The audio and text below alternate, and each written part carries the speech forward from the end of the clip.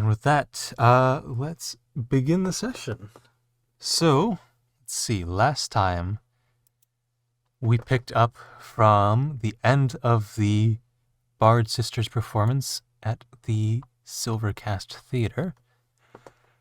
And you collected your money, saw them off, and went to get some fried chicken at Valbar's, if I recall, the dwarvish establishment, some citrine fried chicken. Eventually, after your meal, since it was already getting quite late, you went ahead and headed back to Oldson's for the night. And in the morning, you planned your journey ahead, contacting your brother, Erjor, who said it may be wise to get a map if you don't remember your geography lessons too well. At which point, you went to Stella Maps and acquired... Oh, wrong button. This. So we now have the full citrine road and river map with only, if I recall, 4 bifurcations. Which I did not count sources in that. So there's 2 sources coming off from a mountain over here, 3 sources coming off from a plateau over here. But we've got 1 bifurcation here, 1 bifurcation here, 1 over here, and let's see, there's 1 somewhere over here as well, I think.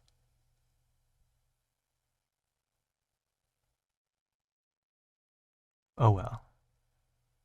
Somewhere hidden in this map is another bifurcation, I think. Look at this hydrology. This accurate hydrology. Right, no, that's a combination. There's a bifurcation waiting to happen right here. Oh man.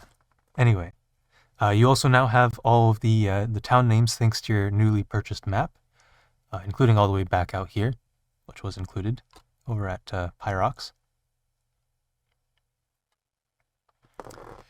And so now you have this at your disposal for navigation. And you continue on your quest to Svaler from Stella Maps. But first, fun facts. Do we have those prepared? I've been trying to think of one the past couple minutes. I'm also trying to think of one.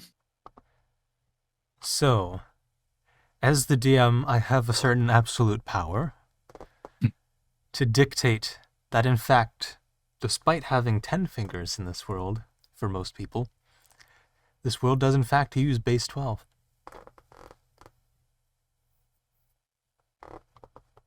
You do have that power. As God, you do have that power. There's enough of a explanation as to why that would happen. So I think, given that choice, I think that would happen.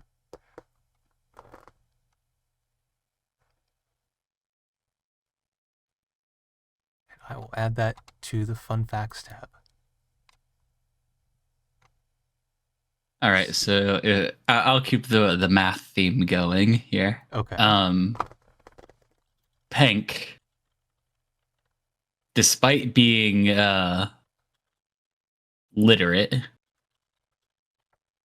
is not math literate. He does not know how to do math outside of the I see 3 things that I need to hunt type of thing. Like, he can count for sure, but he cannot do math.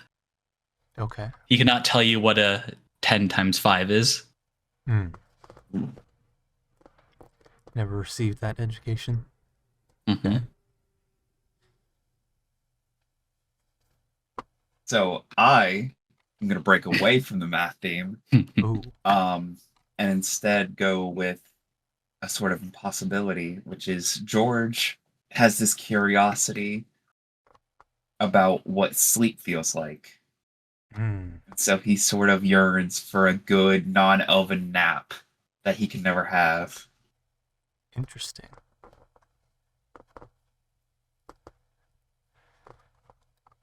Born to sleep, forced to trance.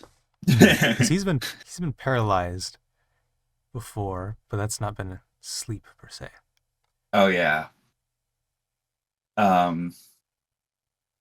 Yeah, he's just eternally curious about what it's like. Hmm.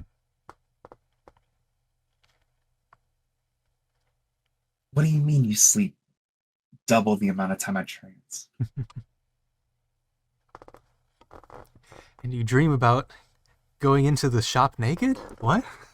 And all the customers just don't care? But you know. They don't seem to know what you know. And then Pank is just always naked.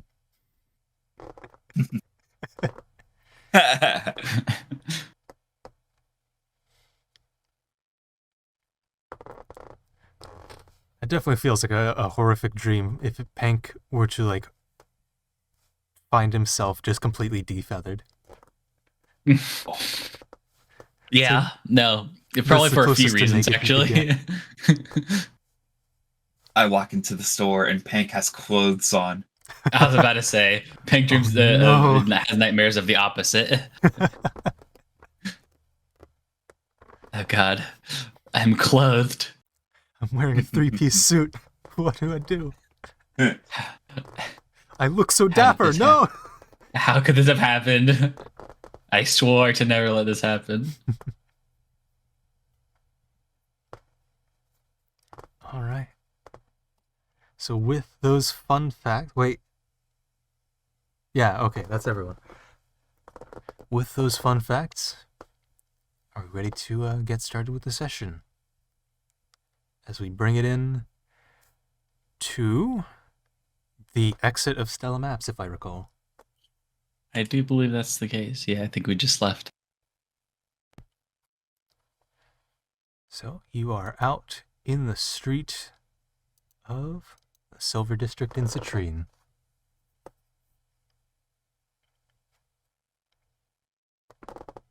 Depending on who's holding it, I would probably unfurl the map to take a nice good look at it.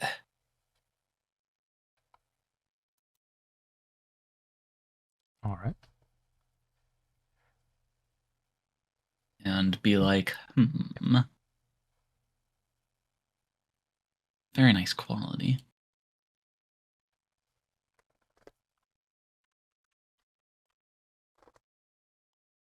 Biding my time as I go to pull up there. Yeah, thank you. All right. And I've also overlaid the information from the map on the consciousness shifter. Okay. I would be looking at the map and being like, So we're here. We need to go there. Thaler. We need to travel along the E2 path.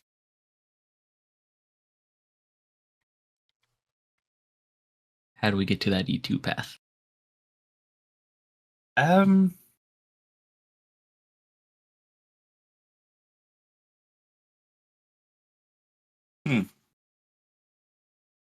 guess we need to make our way to the east side of the city.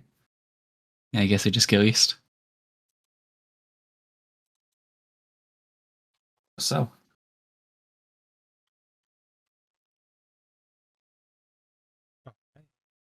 So, just as a reminder, we had gotten fried chicken the night before, slept, and then today. Okay, yeah. I believe you had breakfast, or at least it is implied that you had breakfast. We probably. It's Olson's, how can we not? Indeed. So yeah, I think having eaten breakfast then, we wouldn't have any reason to stop just yet for anything. So I think we'd probably be making our way east. I have I have a DM question. Oh, okay. Is there a banking system? Is there a banking system? Yes. All right. I feel like this is the perfect opportunity to use my DM notes. Bank. Oh. Hmm.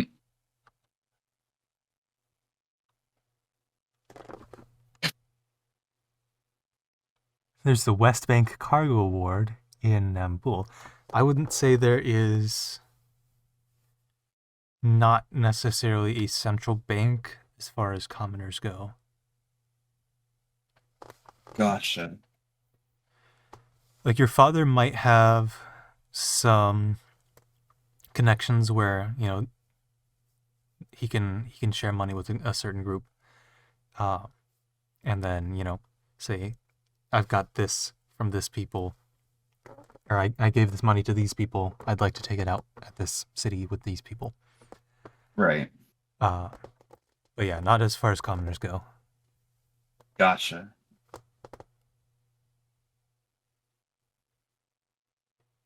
But you may be able to find something of that if you're trying to withdraw from your father's funds.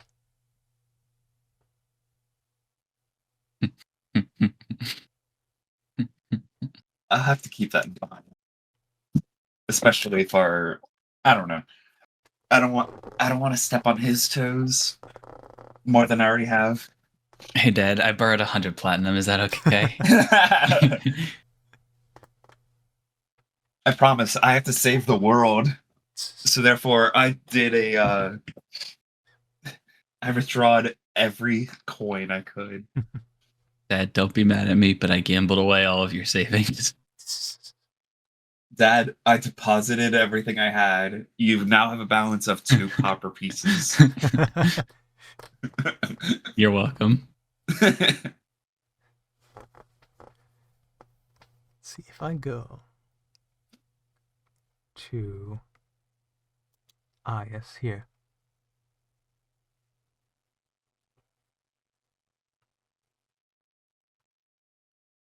Okay, I'm just reading something interesting in the notes. Mm. But yeah. So you've got your map. You're just outside of Stella Maps right there. You're heading east. We're heading east. Yeah.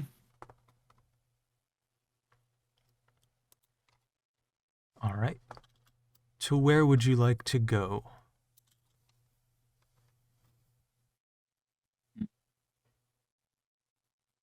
If only that one building in the east wasn't razed to the ground. Yeah. I still feel like we should make our way in that direction, Yeah. even if we can't go to our favorite place in a single tier.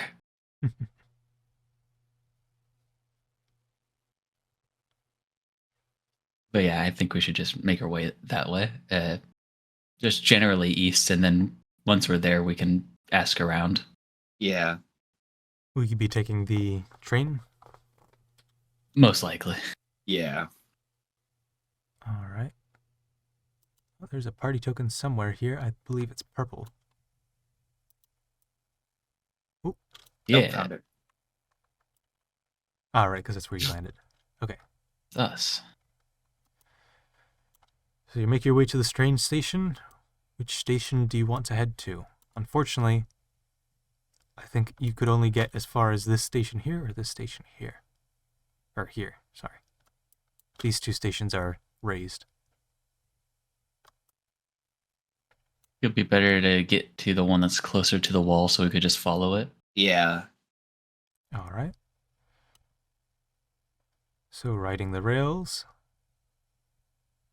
That is 1 silver piece for travel from the both of you.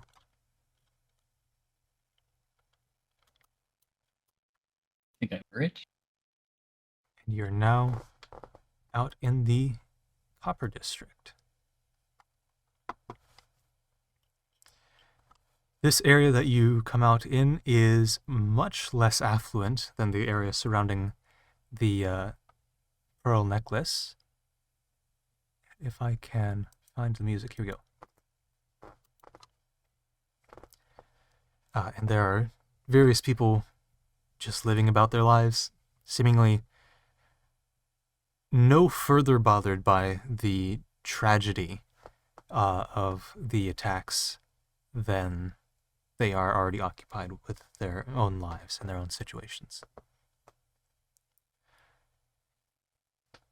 As with most of the Copper District, it is mostly just sort of unregulated buildings, no sort of uniform style to a lot of them.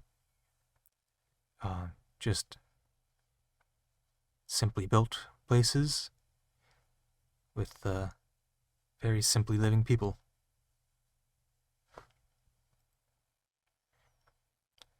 Street vendors abound. People in the streets certainly averting their eyes from making eye contact with anyone. You're in the Copper District again.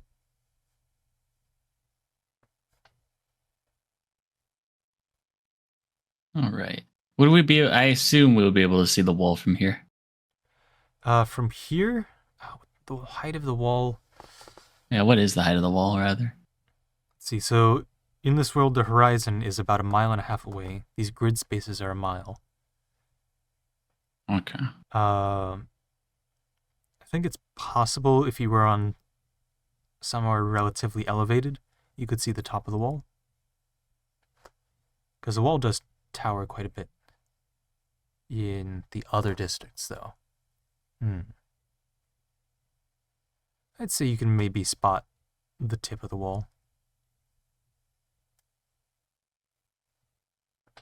I think it'd be a good idea if we were to get closer to the wall and then just follow it. At some point, we should probably reach some sort of exit.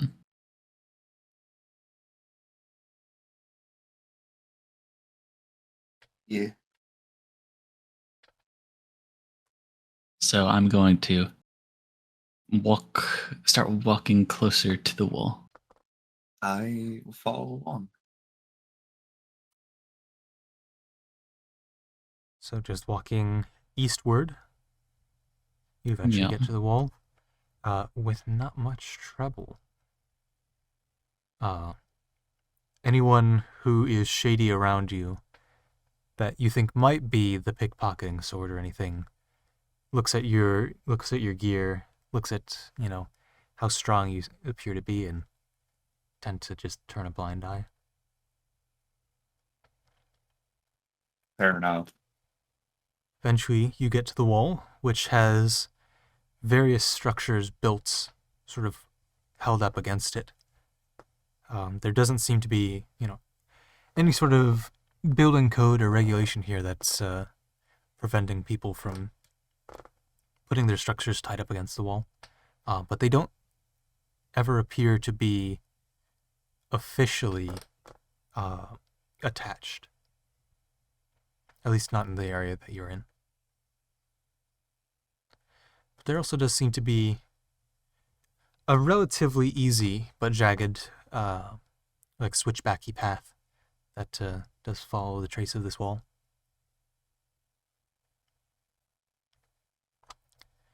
Do you end up just walking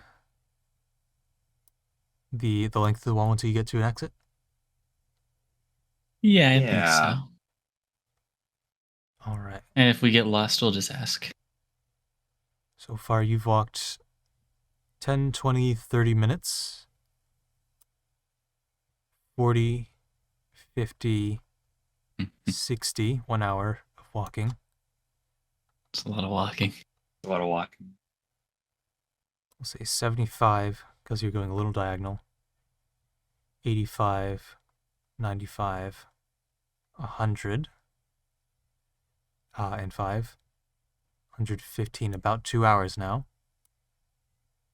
Still no exit.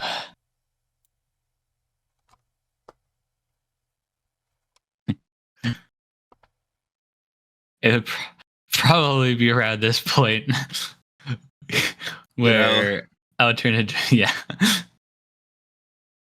You don't really realize how big the city is until you start walking it. Pank is like is slightly out of breath. Like, yeah, it's a bit much. Maybe we should ask someone if we're going the right way. I agree. I'm just gonna cast Prestidigitation to clean off any sweat stains on me. As you cast, the sweat just slops off. Ugh.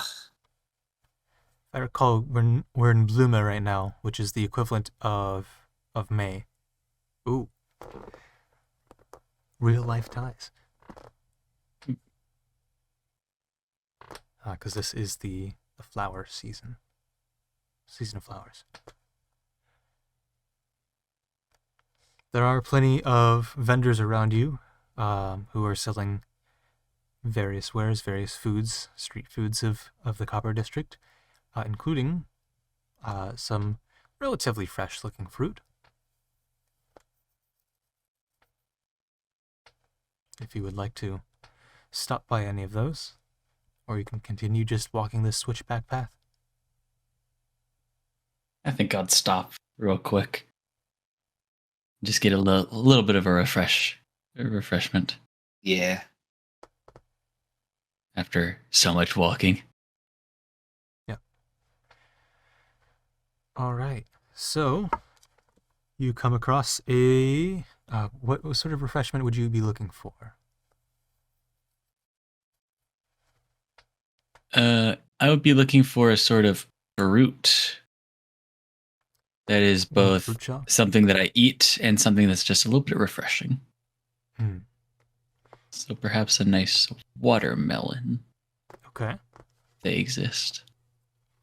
Or the equivalent. So, let's see here. Sure.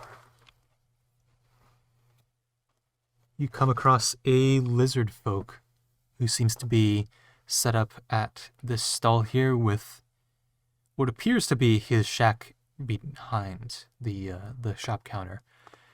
Seems to be five to 10 large barrels of watermelons here that are all priced at just about 2 copper. For watermelon? 2 copper per watermelon. Okay. They're about 9-inch round watermelon, or 9-inch diameter watermelons. So certainly not huge, but easy enough to carry. Mm-hmm. I'll Seems walk to be up to the just stand. shouting out into the crowd, holding up a platter of little slices of these watermelons with toothpicks in them. Watermelon samples, 1 copper. And Anybody? I'll walk up. As you walk up, you can see, as with most street foods, there are in fact flies buzzing around the area. He's taking care to use this sort of flap of his leathery skin to sort of brush away at, or shoo away at the flies that try and land on his platter. Ah, hello. Would you be interested in some watermelon? As he holds out the platter. Only 1 copper a slice. How much for just a full watermelon? That's 2 per. I will take. I don't have any copper in my inventory, so I'll just give him 1 silver. Oh. Well, I can certainly get You you can a you box can keep the here. change. I just want 1. No need. And he goes up under the table here and ruffles around. You can hear some wood bumping around. He pulls out this small square wooden crate that he begins loading some watermelons into. He says, I see on his hip there you've got a one of those fancy cubes. Think perhaps you'd be able to carry this in that? That's, good thinking. I forgot about that. Sure, we can do that. I very much appreciate the patronage. Let's get my family Thank you some very much. good foods for the next while. And I will grab the little crate and then just kind of look at George. The Yeah, crate's just let's, loaded up. 4 in the base and then 1 in the center.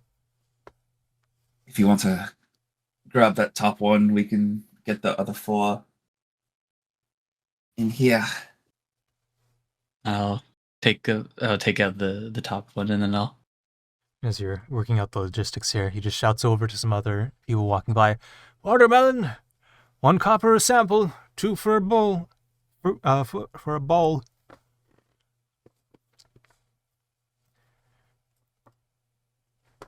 Right. And they just walk by. All right. I'm gonna pull out the guitar. Excuse me, sir. Yes, that is a fabulous instrument. Oh, thank you. Would you like perhaps some entertainment to go along with your selling? Oh, sure. I mean, you're just gonna sit around nearby and enjoy your watermelon? I have no troubles with your entertainment. Sure. Here, Pink, you go on ahead, eat your stuff. I will begin playing. All right. All right. Because I have a bleeding heart and I don't like seeing this man being ignored. I'm gonna take my watermelon, and as you're doing that, I'm gonna kind of like try to use my beak to score around the watermelon and see if I can like slam it over my knee to at least crack it in half. It doesn't have to be clean, Yeah. but Okay. Go ahead and roll me a... Ooh, what shall we call this?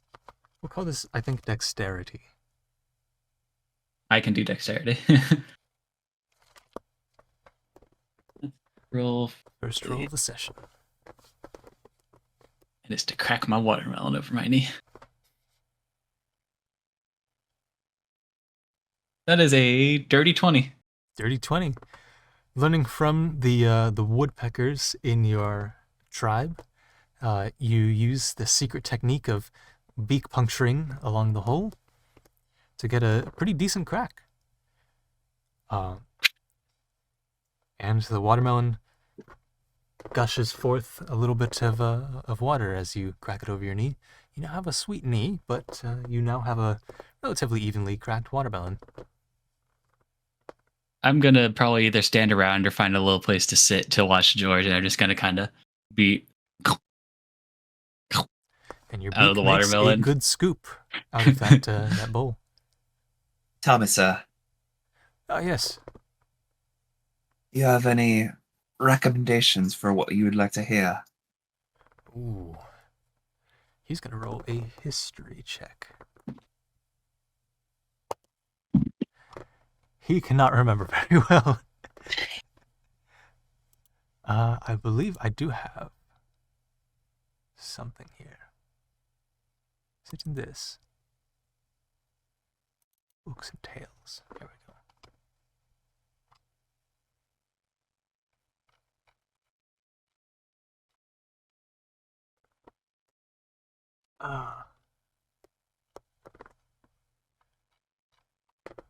Well, nothing really comes to mind. About this, there's this old children's song about, I believe it was like a fruit salad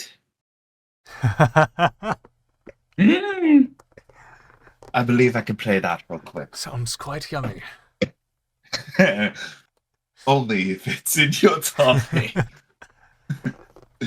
I'm gonna go ahead and play that. All right, go ahead and roll a performance check. Are you going to do anything special with this performance? Or just simply play the tune? I'm just gonna play the tune, and I got an 18. 18. All right. Sure. Okay. I was gonna say make that a Is your persuasion roll any higher? My persuasion? Yeah. No. Okay. Just out of curiosity, what is your persuasion modifier? +8. +8. All right. Yeah. Sure. Good to know. You're very persuasive in your performance. Yeah, but my performance is +12. Ooh. Okay. So, with your performance here, unfortunately, I do not have fruit salad from the Wiggles in my soundtrack here. That's okay. Is there instruments to fruit salad? There is. My There's recollection a melody, is just, I think. actually, yeah, It's just they say fruit salad, and then yeah. there's like a boom, boom, boom in the background. Yeah. So, yeah, there's something there. My memory is also just I'm those looking two it up lines. real quick. But it is a very simple song. So you start playing this song, and you start gathering some attention. And some people come by just to hear your music, and during your performance, perhaps you point over towards the Yummy. fruit stand, and the old lizard folk man gives a wave. Part of the wave also just kind of wobbles that flabby, scaly flesh over the platter of fruit samples, batting away the flies. And you do begin to gather a small crowd here of about 8 people, we'll say, or 12 people, 8 of which who end up coming by and thinking that following that you're maybe trying to advertise for this old man's fruit stand. Like, yeah, okay, I could spare a copper. So a couple of them do end up buying, and we'll say I'll roll a d8, and that will be how many? Oh, okay. 7 of them go ahead and go for the 2 copper full melon. One of them goes for the single slice, thinking that I suppose the crowd thinks that the 2 for a full melon is the better end of the deal, and one of them just has a copper to spare. You make this old man a total of 15 copper. He's delighted at this. Dang. Hell yeah. Tell me, sir, what is your name? George. And you? Ozdock. Ozdock. It's a pleasure. It's a pleasure to hear your music. Drawing the customers too.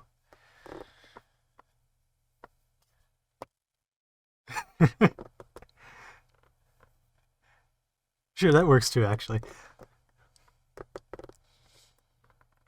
Rolls a 4 on his insight, but he's like, I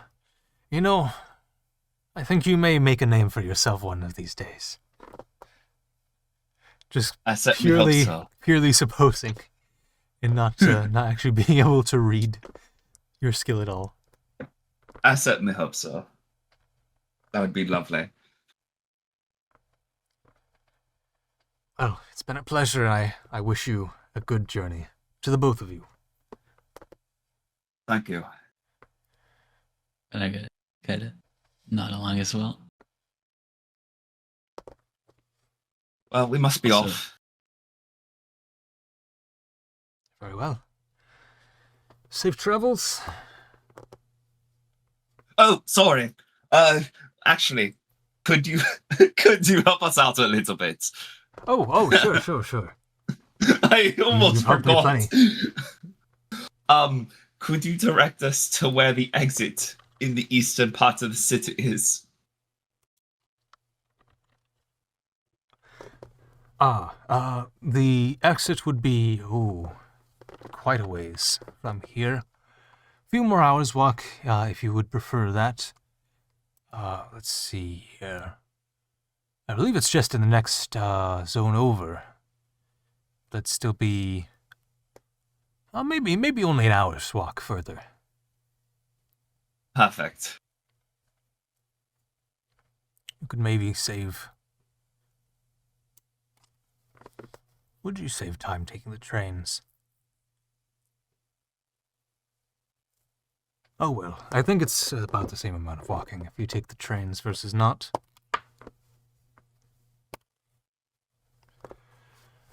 Try your luck either way, I suppose, if you want to sit down in between.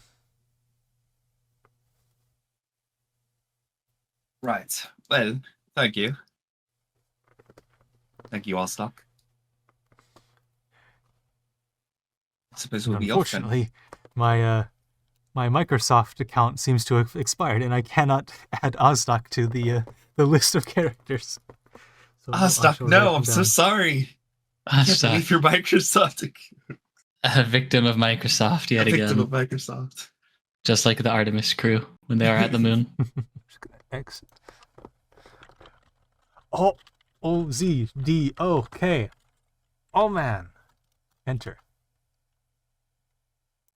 Ooh. Ozdoc. In Citrine Copper District. Male. Lizard. Folk. Flabby old man. So. Watermelon. I can't spell watermelon. There.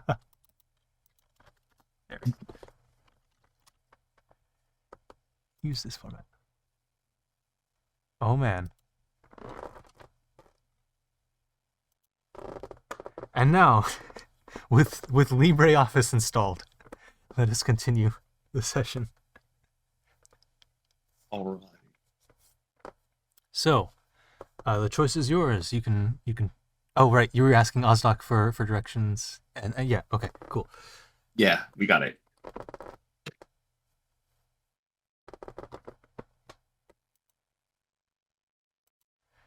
So, which would you like to do? You can either pay a copper to ride the rails and have a little bit of a longer journey, it would seem, like 5 minutes more, or you can choose to walk the rest of the distance. I have a question. Sure. Can I cast cantrips originating from my mage hand? That is a good question. Sorry, the hamburger helper. Yeah. Mage hand. You can use this hand to manipulate unlocked doors, containers to retrieve an item. It does not seem like you can cast cantrips through the hand. I was gonna have it be a portable fan casting gust on me. I think with Gust, you can choose an area nearby, like emanating from around your reach, but still not necessarily from your hand. Gust. Oh, at a point you see within range. So yeah. Within 30 feet, cool. you can cause a gust. So what you're saying is I can summon the mage hand and then proceed to cast gust originating from the mage hand as it I mean, I suppose it's not a concentration, so yeah. I'm going to do that. I'm going to be the most dramatic of bards and just have the mage hand sort of fluttering at nothing as I cast Gust emanating from it. All right.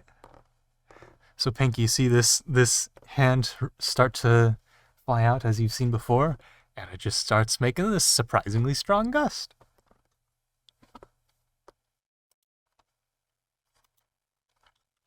I have to respect the aura farming. It's like when Vader in space has his damn cape fluttering. All for the aura, yeah. All for the aura. Not for the aura. You have to respect it.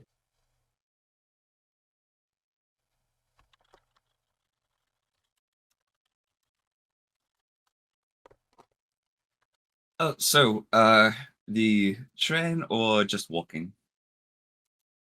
I think just walking. I agree. It's We've we made get to it see this more far. sights. I agree. Yeah. All right, but let's get going. And I'll hand you the other half of the watermelon. Thank Want you. some? I would love some. Yes. And I'll take mine and just kind of just. I'm gonna follow in kind. Because it's a little bit easier for me. Yeah. It'll be like. And it'll be like all over your chin. All right. So you're walking. We're walking. We're walking All right. here. Another hour goes by, and you eventually get to a relatively sizable gate. And by relatively sizable, I mean perhaps like 1 or 2 stories tall gate. Relatively sizable compared to the wall, which is probably about 6 stories. At least at wall. this highest point in the plateau. Or the think it's just shelf, kinda- is the official name. That's a pretty tall gate. You think you could fly over it? Oh, for sure. I've when I first got here a while ago, and when we were split apart, I was just flying along the wall for a while. So it really puts into perspective how high up you were. Dang. Right now, I guess you're coming up sort of parallel to the gate, so you wouldn't have this large, like you wouldn't be seeing it from a big distance. Just kind of you turn the corner and in front of the gate, there is actually built into the structure, and actually as you've walked by this wall, there have been probably about every 30 minutes or so, you would pass a relatively large structure, maybe 1 to 1.5 stories if you count the roof, built into the wall, that seems to be relatively officially part of the structure. But eventually, at this gate here, you see there's a much more well built out guard station that you have actually had to walk around, coming from the direction you're coming from. There seems to be a gate here, both with a large cross arm, as well as these pillars that would prevent carts from coming by, coming out of the ground. And on the direction you came from, approaching this gate, is that guard station, and there are some windows with iron bars, set up with what looks to be a gate checkpoint guard standing right there. And there do seem to be 3 or 4 guards on the other side of the gate, which is currently up, just sort of standing guard. Do you approach? We're gonna casually jaunt our way up and be like, "Hey guys, Casually approach. it's us." I'm sure you've heard of yeah. us. We were the fruit salad people. Yeah, we're kind of a big deal around here. Yeah. Um, Can't say I have.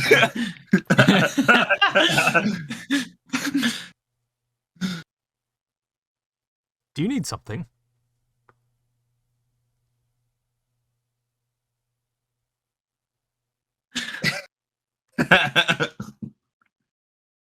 Ellen, go about your business then. I'll go about mine. Hank, was there something in that watermelon? Or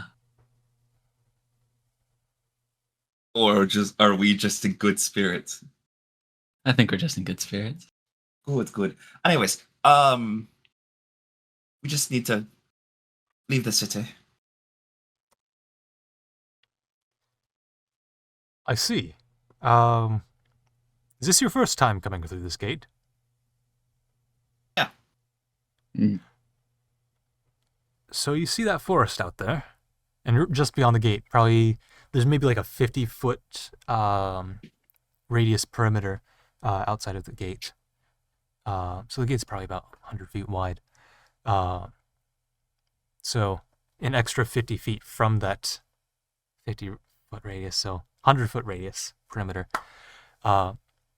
After that is just thick forest with a more narrow path leading deeper into it. You see that forest out there? Yes. It is chock full of elemental beasts that would be oh so happy to rend you alive. Are you sure you want to exit from this gate? Yeah. Yeah. We've dealt with similar things before. That we have. Intriguing. It's going to take a perception check. It's a 1. Actually, go ahead and make a persuasion check. And I'll One of say with us. advantage because there's 2 of you. Saying this. Who- I'll leave who's- this up to the I'll be persuasive confident. person who doesn't have a -2 to persuasion. All right. So with advantage, that's 22. 22. He rolled a natural 1 on his check here, so I'm going to say that convinces him enough. All right, well, I'm not going to stop you. It's your funeral if you die. Here. If you need to check our credentials, not to take away what you just said, but if you've met an elven man like myself and the most glorious of half-orc men, we're friends with them. History check. Nope, can't say I have. Okay, well, Seen plenty of people.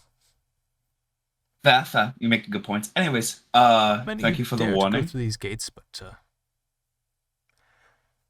well, there's only a charge for getting into the city, not getting out.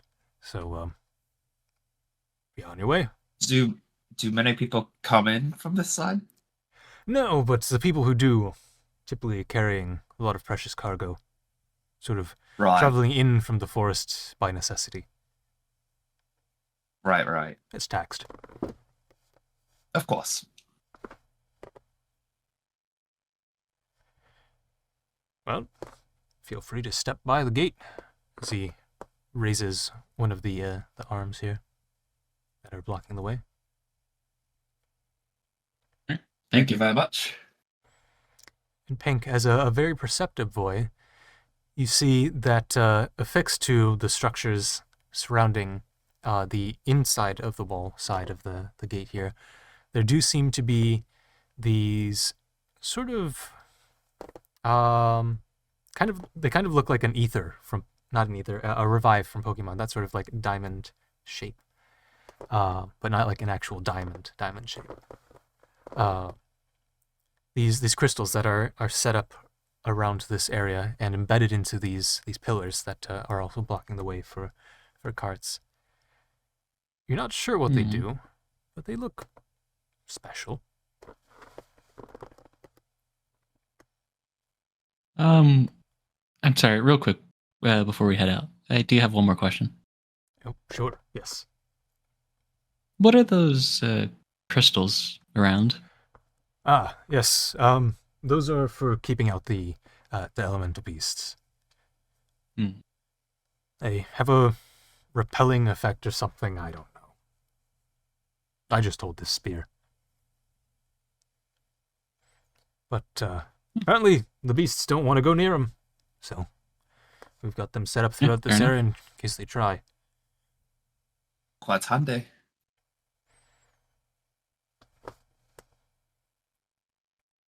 All right. Well, thank you so much. Yes, thank you. Gives you a tip of the helmet. Good luck, I I think we'll suppose. be on our way to our supposed funerals. So, exiting the very large gate here, the guards that are standing out on the outside side of the gate, facing towards the forest, holding these spears that seem to be augmented with some crystals that you're used to seeing. These are auxiliary components. They see you walk past. They kind of step a little wider, just in case you want to have a little more breath to your room, to your walking way. And out in front of you, you see, cleared beyond this, there do seem to be these crystals set up on the perimeter trees as well. Ahead of you is a relatively small path, maybe 20 feet wide or so. Once you get out of the city, the pavement does end quite quickly. I guess in this area it'd be cobbled stone. After you get past that 50-foot inner diameter there. And the path ahead is yours. Oh, now just a fairly long and possibly dangerous trek to Svaler. Ah, back on the comfortable grind of being in possibly constant danger. You know, somehow it's comforting in a way, considering just how much we've been in that situation before. It's It's a almost bit, natural. yeah, it's a bit weird to be in the city and just not have to worry about, well, life in them. It's it's weird. It's weird to feel safe. Hmm.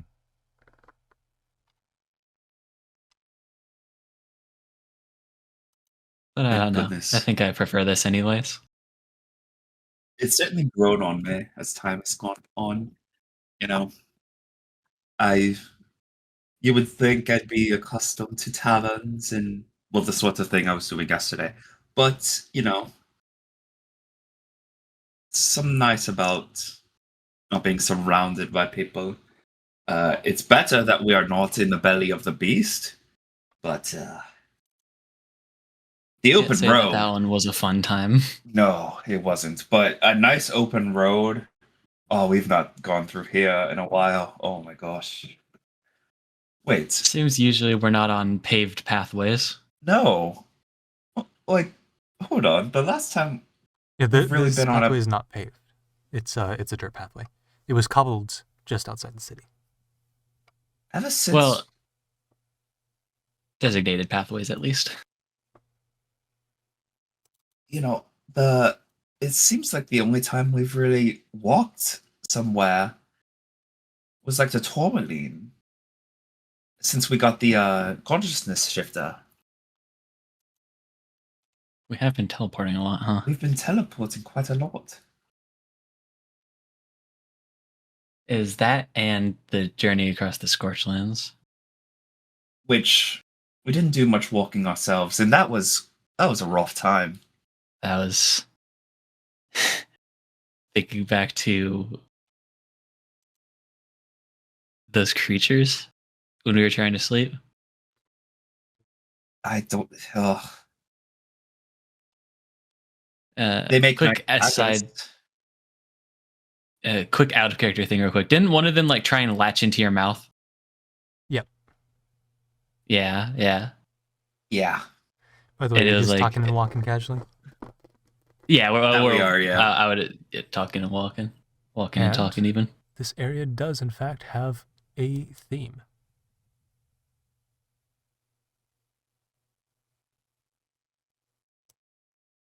Oh, yeah, okay. Just got to build up to it.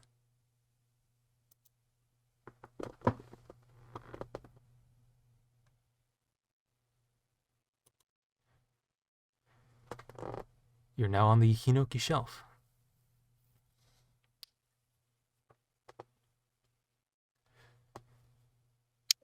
And for the first time in a while, we're walking somewhere We're walking. Let's go. on a designated pathway, not through the belly of the beast or unpathed deserts or forest. Well, this is a forest, This but it has is a pathway. Yeah. Yeah. I was more referring to your wolf aunt. Hmm. Yes.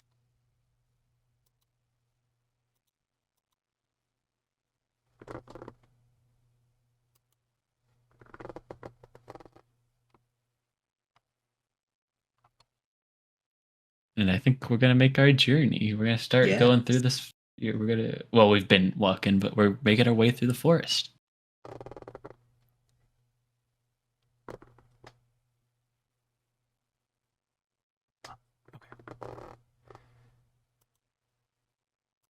So, let's see here. This is... Okay. Interesting. So to walk 10 miles would be about 10 hours. Yeah. All right. Is it a No. 10-mile distance? Math hard. So the map I'm looking at here, the Giga map, the grid lines are every 10 miles. Okay. The traveling speed, how do I forget these things? Now you have to start doing all your math in base 12, by the way. Oh, indeed. Let's see, calculator. We'll say you're walking at, actually, you don't have very large packs on you, so we'll say you can do a solid 5 miles an hour. So 5 miles an hour. So each square is 2 hours. Yes, that makes sense. So for 10 miles, 2 hours. Yes, okay. So you're walking through this dangerous forest. We're going to make some rolls here, because you're not being particularly stealthy about it.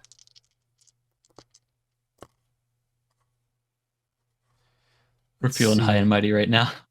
We are.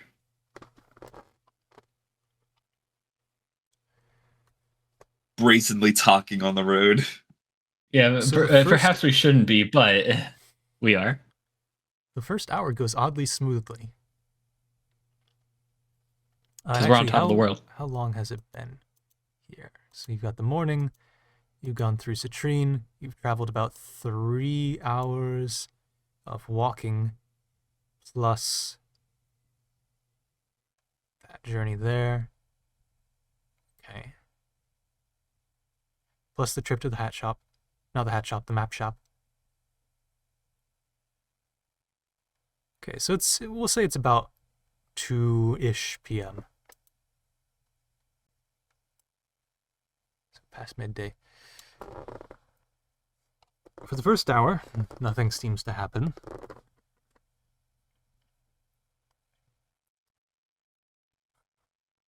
The second hour in, you start... Actually, go ahead and roll me a perception check. Those I can do. I can't persuade people, but I can perceive. I got a 13. 13? Well, I can perceive when I roll well. That's a 13. 13? All right. You start to feel just a little more confident walking through here. Perhaps these beasts don't feel like targeting adventurers of your caliber. They know what we've been through. They're scared. They feel the one level of paladin I'm carrying with me. Perhaps. And they feel that I'm one with the forest because I'm part druid. Ooh.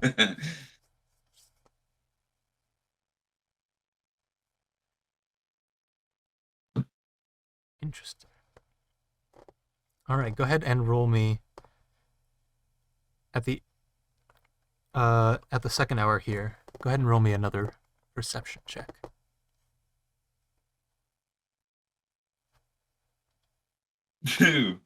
That's an There 8. we go. That's a 19. 19. Pank, you've had a little bit of a feeling that perhaps you've been watched through this journey. And you feel a certain presence, a certain, hunter's intuition. Go ahead and give me a intelligence check, we'll say. Or a nature check. Intelligence? Nature check? That's another 19. 19. You feel, let's see here, perhaps 3 presences. Are perhaps trailing you.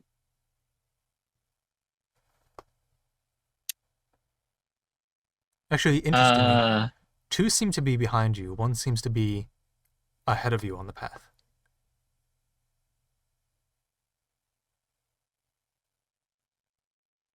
I am going to lean over to George and whisper as quietly as possible. I think we're being followed. Gotcha.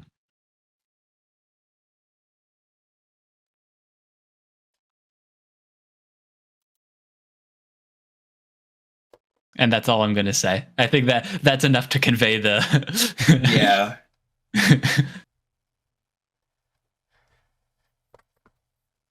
Do you do anything about this? I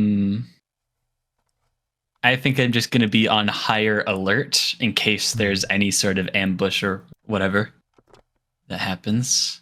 Yeah. All right. You also do have a +4 to all saving throws because of my aura of protection. That's good to know. That's good to know.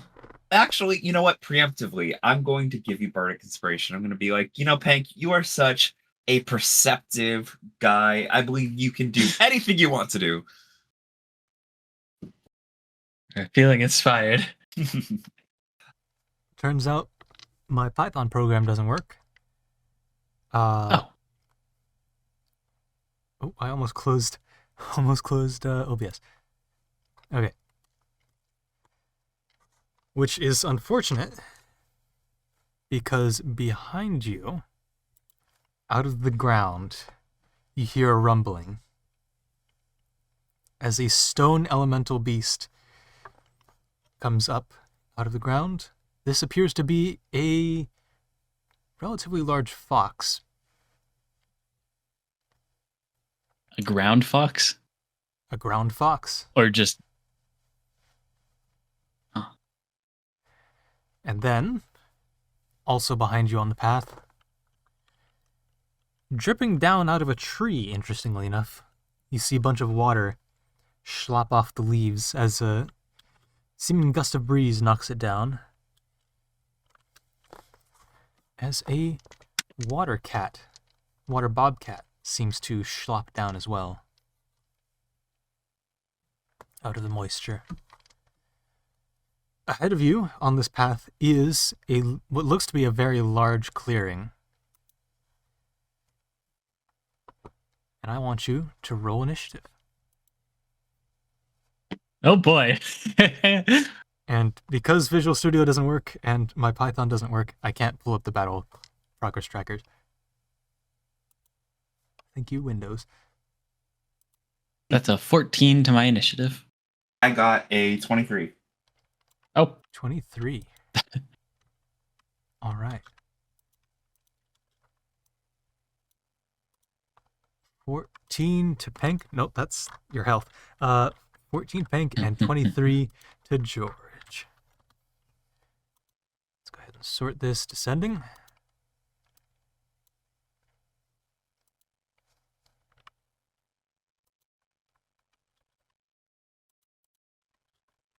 Oh, that doesn't keep any of that. Interesting.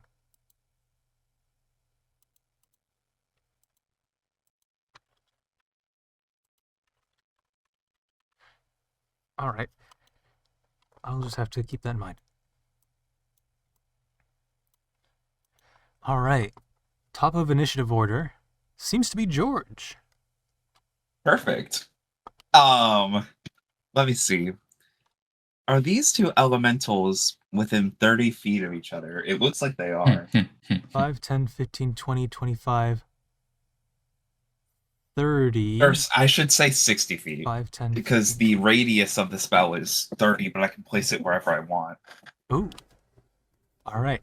They would be, 30 feet radius, definitely.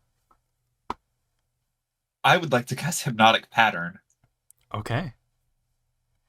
Centered. What does that do? It creates a momentary pattern. With a 30-foot cube. Okay. And each creature who sees the pattern must make a wisdom saving throw, and on a fail, they become charmed for the duration. And while charmed by this spell, they're incapacitated and have a speed of 0. All right. Well. 5, 10, 15, 20, 25, 30. Yeah. All right. So the DC is what?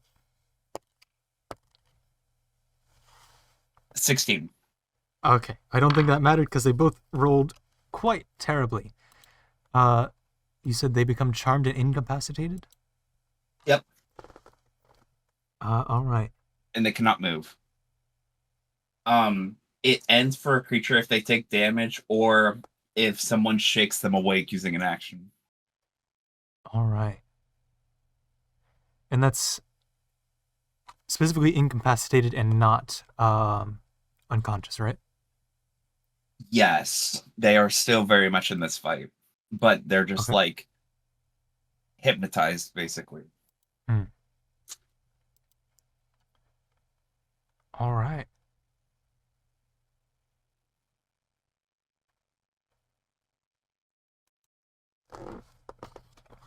That lasts up to a minute. All right. Well, all right. Put that at the end. And we're back to combat over, seemingly, for the next minute. Well, no, Peg still gets his turn. Yeah, Pank, would you like? Yeah, okay, sure, Pank. Would you like to do something? So wait, what's their situation right now? They can't do anything. So, Pank, you see George For how long? Send out a spell that emanates this large cube of ether energy that engulfs both of these, and both of these animals just kind of sit. They sit in place. Does it have a time limit? 1 minute. So the next 9 rounds, have they had their turn yet? They've not had their turn yet. So next 10 rounds. Next 10 rounds. I'm a little bit on edge. I'm just gonna turn to George and be like, "Do you want to run?" Do you think we can make enough distance in a minute?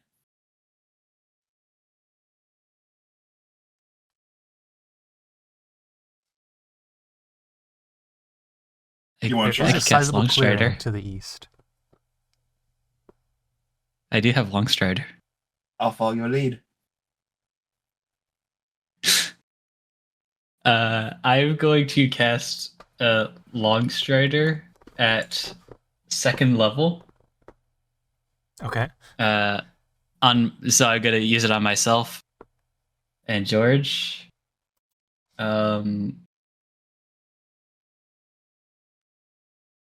So quick question about Longstrider. Yep. I don't have to roll to hit, right? No. Right. Because that's Floating just me creature. touching, like, yeah. Okay. Yeah, so I cast Longstrider, All right. and I am going to run 5, 10, 15, 20, 25, 30, 35 to the right. I'm just gonna give you Is your base both movement speed movement 25? together. Yeah, my base is 25. Hmm. Walking speed. So you get to the clearing, which opens up both north and south. There does not. Oh, no, there's a south passage, and there's a north passage. Oh, those should not be there. There's no tokens up that way. Trust the DM. Believe me.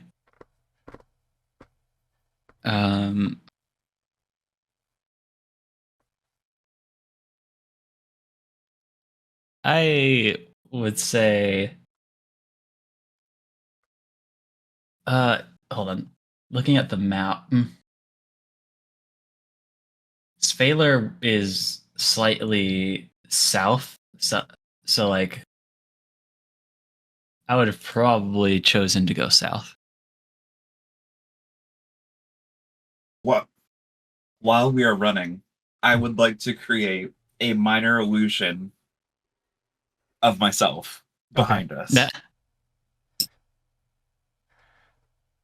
Just sort of like back facing the beasts, or just like turned around going like, hey. Yeah, I'll wave at them. Yeah. All right. I think this marks the first time that we've actively run away from a combat. Which feels strange because we were on like cloud 9. Now we're just like, yeah, I don't feel like dealing with it. Yeah, no. I'm not gonna let this ruin my day. Yeah, no. Just a few elemental beasts. Come on. We've fought worse. I fully was ready to like take one each at a time. Then you're like, yeah, let's just leave. And I'm like, yeah, sure. Yeah, sure. I mean, like, All right. double it and pass it to the next person.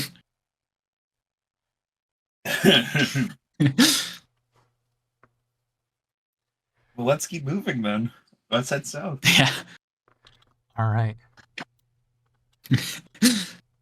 As you begin heading south, you leave the illusion George behind.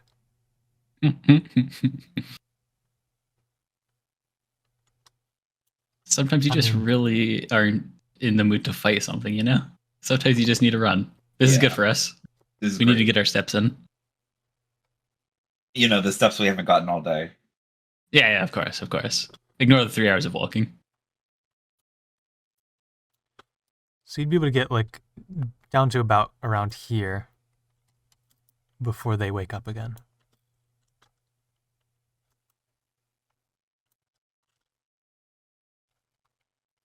All right. Are you just gonna keep running?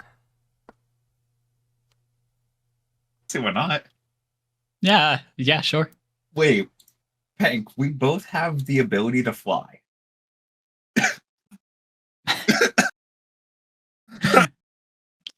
You bring up a good point. We both have the ability to fly. I forgot about that in the heat of the moment. I'm going to kind of spread my wings. I'm going to pull out the key and I'm just going to... and then just kind of take off. The concentration ends, so I cast fly on myself. All right. You start floating up into the sky. I'm going to follow Pink.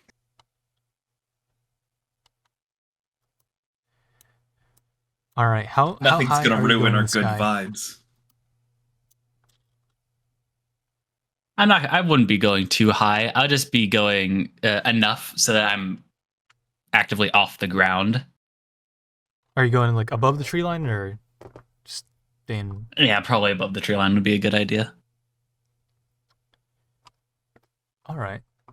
So as you So get that above if the there's tree anything, line, yeah. right at the end of music too. We'll go back to. If I can see, here we go. You see that this trail eventually leads off and gets much smaller going south.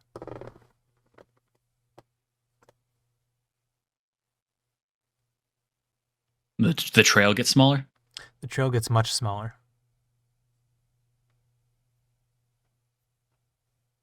I think after a long enough time of flying, I'd probably land because I'm How long not does fly last, sure. George? That's It what I was lasts about to say. 10 I don't remember how minutes. long fly lasts. 10 minutes? 10 minutes. Okay. So I'd say after we're sufficiently out of range of them, I would have probably flown back down to the path. All right. I could keep flying all day, but I get tired flying, you know. I can only go so yeah, far. yeah. Your wings aren't as trained as mine.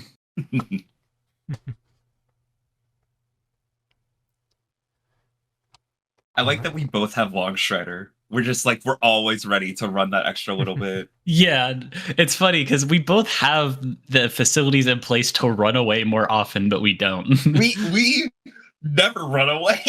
No, it's just we were on cloud nine and we didn't want anything ruining our mood. So we just And were sometimes like, no. it's okay. Yeah. We have so many movement things. I can transform into a Quetzalcoatlus. I can fly. You can fly. We have Long Strider. I don't need to, but I have wild shape, so I could go into some sort of beast form that would, I guess, let me fly better. I don't know, but We have so many ways of just saying, I don't want to fight. we still fight anyways. Except for this one time, because again, I do think this is the first time that we've actually actively run away from something. Oh, yeah.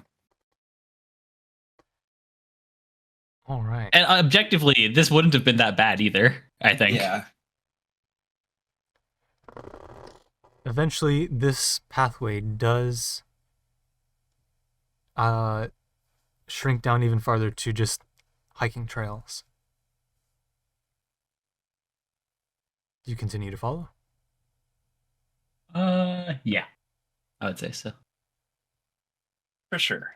And you're on the ground now? Yeah. Yeah. All right.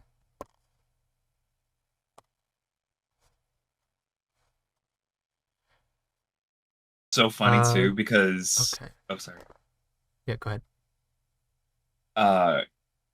Like, that probably was the most we could have trivialized a fight.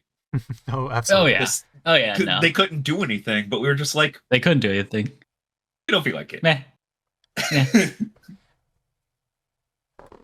And plus, what So- if we need to save our spell slots for something really bad? Exactly. What if we need fly again, you know? Yeah. Oh.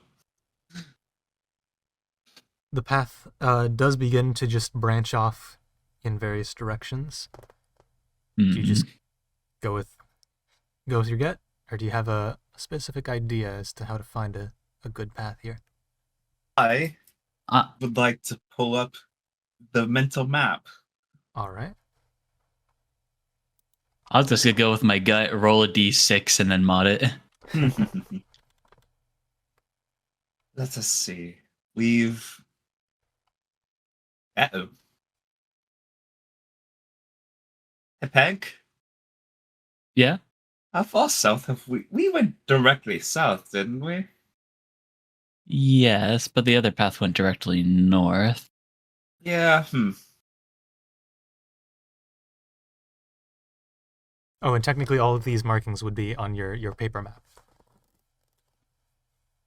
Right, but we do have the cities marked. Right. On the paper Or map, you do have the cities the marked. gem. We have the gem spots on the So, cool. Whoop. There we go. So this is what's actually on your consciousness shifter map, Cool. and then all of these details are from your physical map. Cool. Okay, I'm gonna let go of the button. I say whichever one is the most eastern one might be the best choice. I think I agree. Yeah, because it doesn't look like this path, the paper map accounts for all these different little branches. Right. I mean, you've got it pulled up, don't you? I mean, look at that. It's all. There's no southward point, and we definitely went south. There is a part where it kind of goes north, but it's not like a direct north, and that's much further than where we are right now. Yeah, so I think we just need to continue east. I agree. All right. Do any of them look like they deflect off in an easternly manner? Yeah. You can certainly Okay. hug the eastern way, but it is mostly south that you're traveling. Getting lost even with a map. Well, I think we'll follow the one that goes more eastern. All right. We're gonna get to a city. Are you Sorry. planning to follow? Until it looks like our movements are making sense to the map, I think. Yeah. Okay. AKA, it could be a while. It could be a while. All right.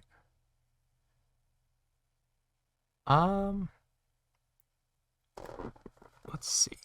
Pink, go ahead and give me a perception check here. Specifically Pink.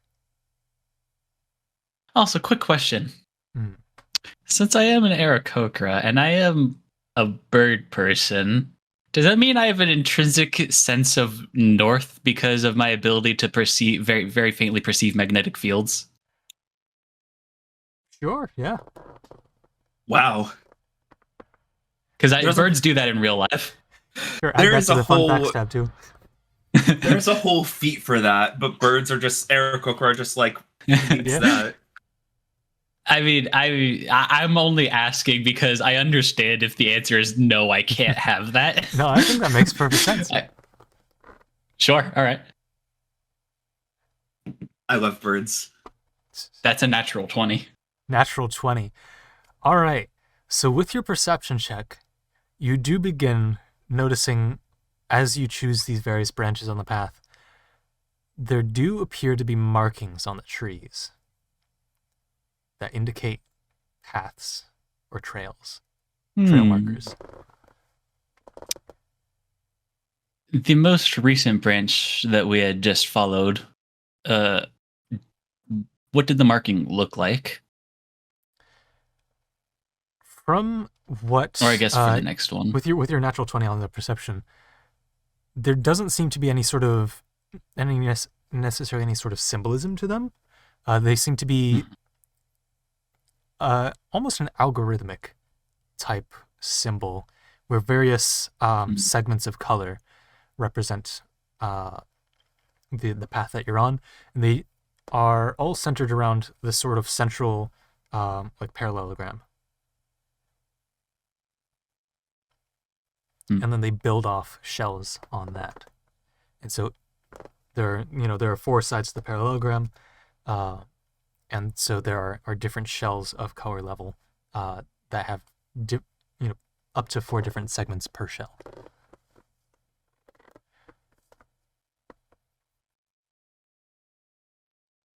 I think I'm picking up what you're laying down.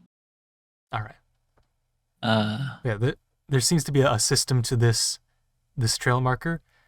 possibly because there's just a lot of trails, and you seem to have an idea of how it at least generally functions. It doesn't seem to be symbolic of anything, though. And just to make sure, it's not. I couldn't tell if this is saying this is the path to Svaler. Right. It wouldn't There's be anything nothing like that indicate that sort of thing. Okay. that. Actually, go ahead and roll me a. Ooh, it's just general intelligence check. If it has to do with math, then remember, Pink isn't good at math. So I guess he's bad at math checks.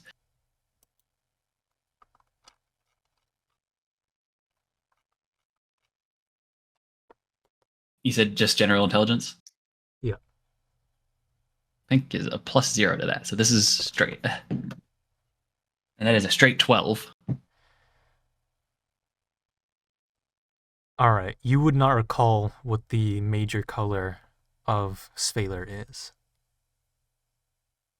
Ah, I see.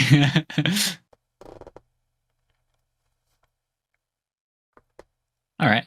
I think in that case, considering I don't have any extra information, we'll just continue going as easternly as possible. All right. So eventually, day starts to become dusk. Yeah, we are in a massive forest and it's dark out now.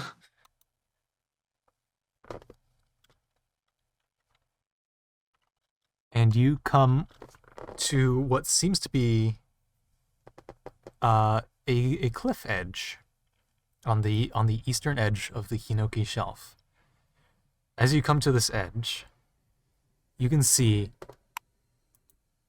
a great distance out in front of you. And off way, way into the distance, you see, maybe 2,000 feet down this shelf, there does seem to be a large field.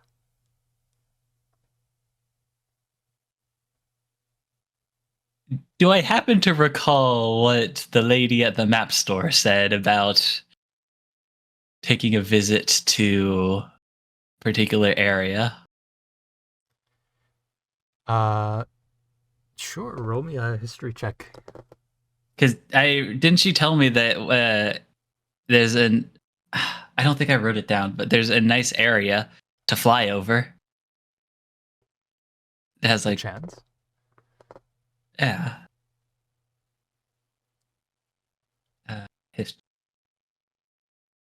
That's a 19. I'm rolling pretty well. So, with actually Rise East System, okay, yeah.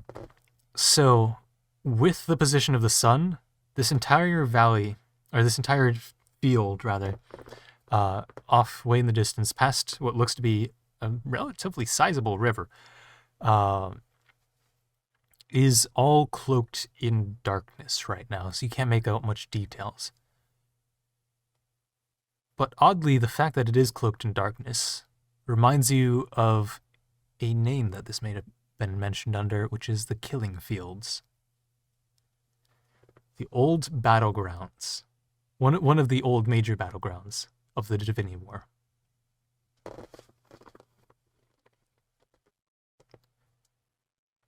And you said it was a 19? I feel like Yes. You remember hearing her talk about how the remnants of this battle, since this was this morning for you. Yeah. The remnants of this battle left the land in a strangely fertile space for very strange flowers. And so while you can't see it right now, as it is all cloaked in darkness, you can imagine that the entire field here is full of various intriguing flowers. And this field is just incredibly vast, and it goes beyond the horizon from what you can see.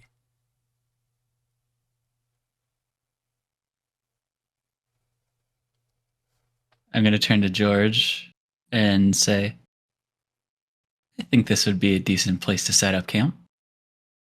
Yeah, it seems pretty comfortable. And there's a big cliff on one end, so at the very least, it'd be very difficult for any enemies to come from that direction. Would you like to see what this sort of area looks like? Yes, I would.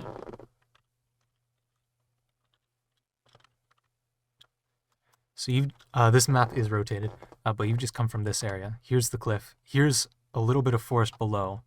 This is about 1,000 feet down. There's a shelf of forest, and then it goes another 1,000 feet down. And there seems to be a cave off of the end here. Okay, so there's cliff to one end, and then a rise to the like a slope to the other end. Yeah, this rise here is maybe about 50 to 100 feet, though. Okay. And it looks like, from your perspective, at least, that this ridge seems to end off in this direction. So there's a cave. Well, as my mom always told me, when there's a cave, you have to go explore it. Your mom is a wise woman.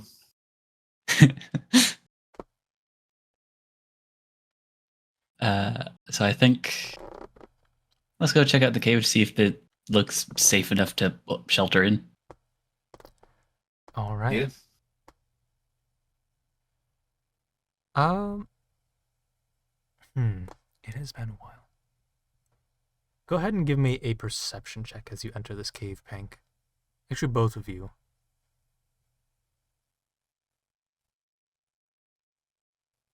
Say 14. That's a 12. 12. George, specifically, as you enter the cave, there's just a faint smell that irks you, as you are of a more noble breed. This cave a bit stinky. It's like, it's not bad, but it's like, it's a bit stinky. Ugh. It What's the up? Horts smell better than this. I'm gonna kind of give it a little sniff around to see if I can smell what you're smelling. And based off my 12, and considering the fact that I've lived out in the wild for most of my life, I'll probably be like, now that it's been pointed out to you, sure. Go ahead and give me another perception check.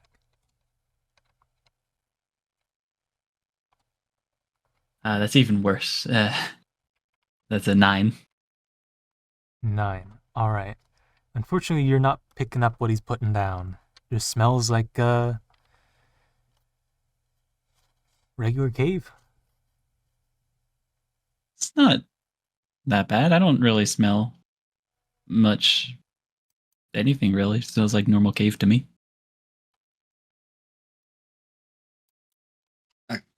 Oh, right. It's I guess I'm not accustomed to the minutiae of cave detail.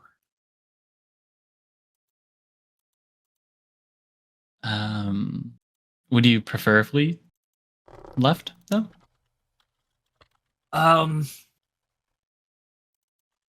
If it bothers you, I don't mind. Well, if there's nothing out of the ordinary for you, then there's probably no issue.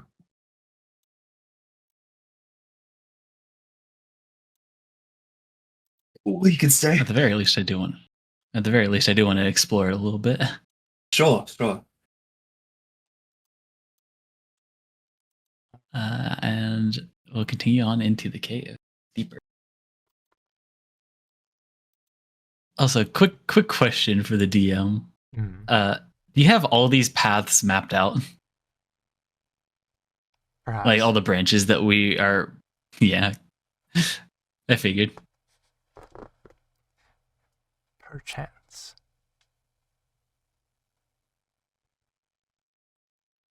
I figured if you put the time to put some sort of code to each of the trails, I figured that you've mapped them all out. Perhaps this is an area I expected to have a bit of foot traffic. Curious.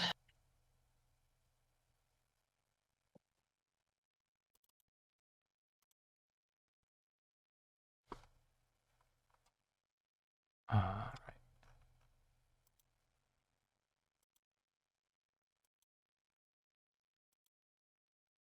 Why is it so red? What is it? Oh, I know what that is. Okay.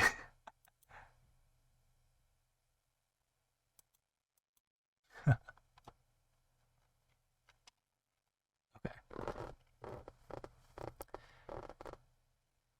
So,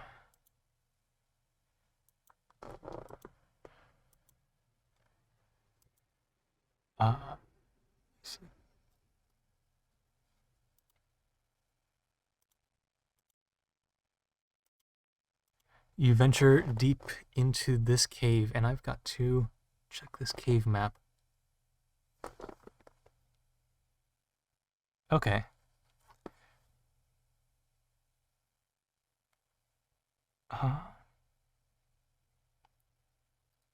Okay. So as you go in, the path seems to veer off towards the right. It's a relatively small cave, or relatively narrow, rather. But it does seem to go deep.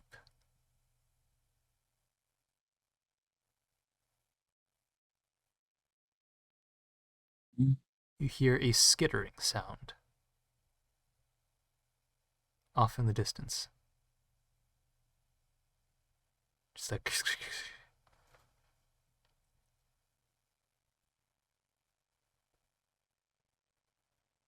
Probably just some rats or something. Probably. It does seem to go quite deep, though. Should we leave this for a morning thing, a tomorrow thing? I don't see why not. Come back at it when we're better rested. Yeah, that's a good idea. All right.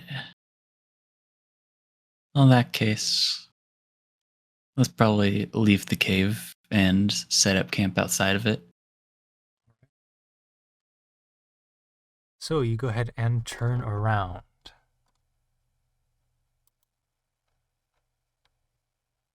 Wait, what?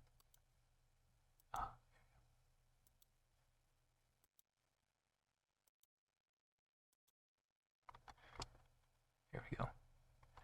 And as you do, actually, who is leading the charge into here? Was it Hank in the front, or was it George? I think I would have been in the front in this case.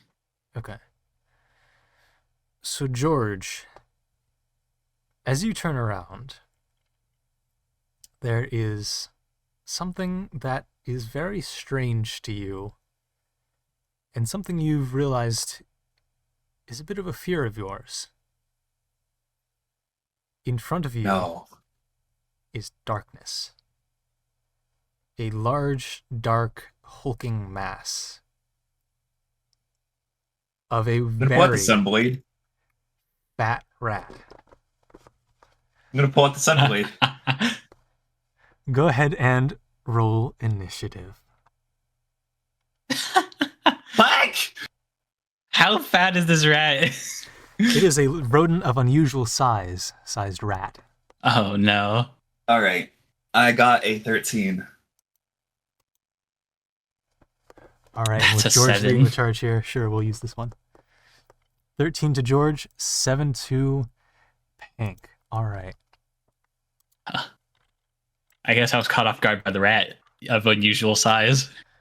Rat on unusual size gets a 2? Oh, well, All right. it's kind of even more off guard because I'm gonna let fate decide what I do. Top of initiative All right. order. All right. Yeah, that's George. So the fates have determined that I'm going to fight, and not immediately run away in fear.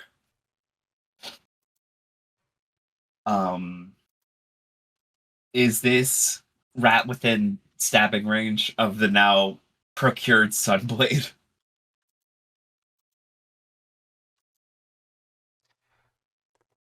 It would be in stabbing range. Or I should clarify: am I already within melee range, or is there some You would be range? already within melee range here. Cool. I'm going to sort of in a panic just lunge at it with the Sunblade. All right. Go ahead and roll to hit. Okay. That should be. Just make sure. Yeah. Yeah, okay. Well, I don't need to do any math for that one because that's a nat 1. Nat 1. Well, All right. I don't like this dark thing. As you go for a swing with your weapon, the Sunblade lights itself on fire, if I recall, right? Sorry? The Sunblade lights itself on fire, right? Yes. It's a blade of pure radiance. Okay. It's a bonus action to make it go radiant. Yes. Okay. So right now, is it on or is it off? It is currently on. Currently on? I'm gonna on and then get my nat 1 of. So as you go to swing, the light goes back out. And when you had it on, this rat was still purely shadow.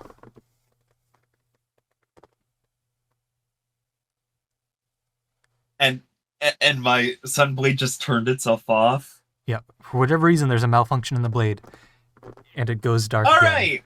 You know what? I've changed my mind. I'm going to run.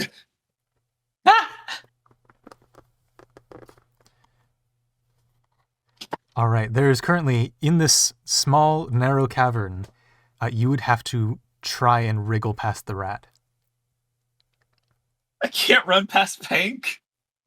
Pink is behind you right now. Oh, you're Pink gonna is run deeper in the backwards? cave. I think I might want to run deeper into the cave. It's less dark in there.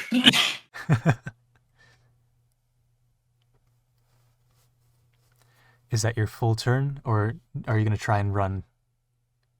Oh, I'm going to run. Yeah, I'm going to move.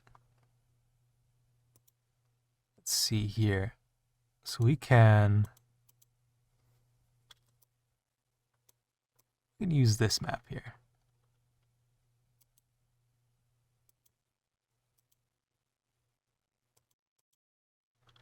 All right. Where is the Pank token and the George token?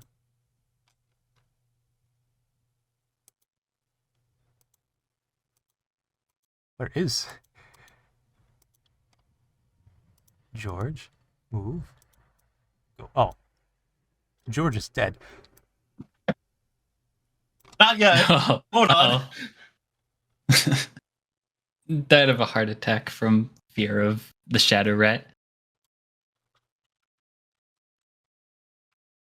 All right.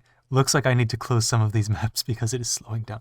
So Pink, or George, you run past Pink. Your movement through Pink is halved. Let's see. Close that too. Oh, big fellas. And so you only get about 20 feet past Pink. Well, You try and get 20 feet past Pink, but as you get about 10 feet past him, you see another hulking shadow. This time, it's more mouse-like than rat. I don't think it's the rat part or mouse part. It's the shadow part. If I could curl up into a ball, I would consider it, but that would actually kill me. So I'm just going to end my turn. All right.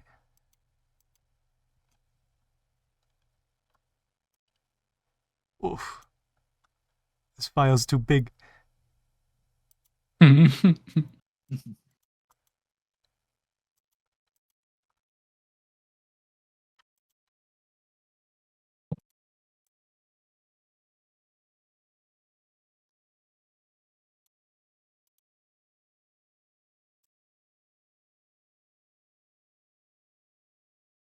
All right, and I'll say you stopped just short of the mouse, which is going to be 2 here.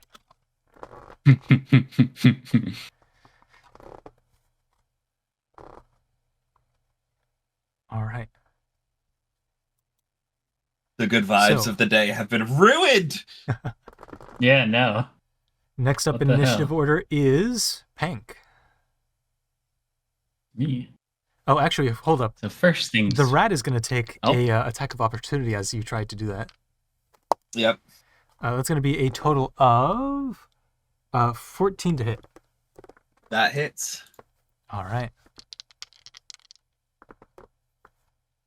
Or if it has advantage, and it should have advantage in darkness.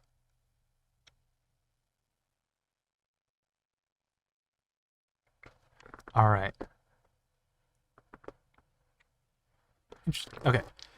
So that's going to be a 4d6 plus 3. I'm just going to... What? That's a strong rat. What? That's a guiding bolt plus 3. 4d6, 18 plus 3. That's going to be a whole 19 damage of force damage. As you feel... Wait, 18 plus 3? 18 plus 3, 21, right? Yeah. Yeah. Did I say a different number? You said 19. You said 19. Yeah. Math hard. Math hard. You're getting used to the new system. Indeed, I'm getting used to LibreOffice that I've used for a while now. Well, you see, 19 is 21 base 12, so Ah. Is it? I don't know. 9 don't plus think it 10 is. is I don't think so. 21. So.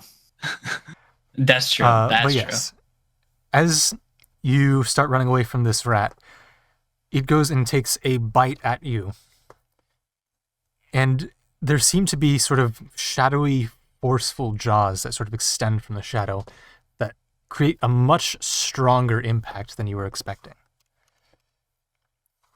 This rat can unhinge its jaw. It can distend its jaw. I think it's More a like good it thing I extends was its not face. looking at it. I think it was a good thing I was not looking at it as I was running away. And that brings us to Oh Pink. no. That's me. All right. Well, there's only one way to deal with shadow, to darkness, and that's to lighten it up. So I'm More going darkness. to cast Produce Flame. All right. Yeah, give it more darkness. So Produce Flame Yeah, I'm going to cast is Produce Flame at the rat one. at the rat 1. All right. So the 1 is the rat, the 2 is the mouse. Yeah. All right. Is it a save or is it a roll to hit? It's a roll to hit. All right.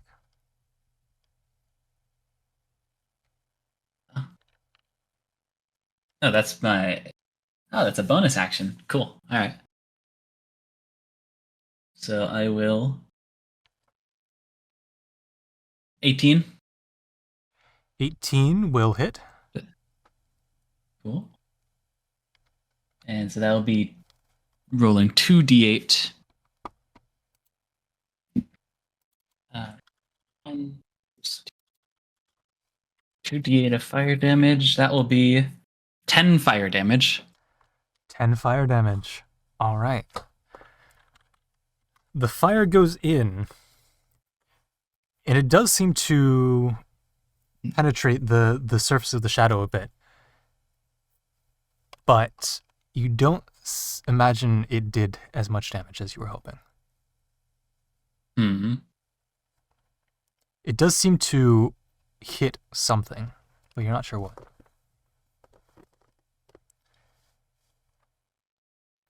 That's your action. Do you have any bonus actions? Or... That was my bonus action, actually. Oh, bonus action. Okay. Produce flame is a bonus action. All right. I would then, I guess,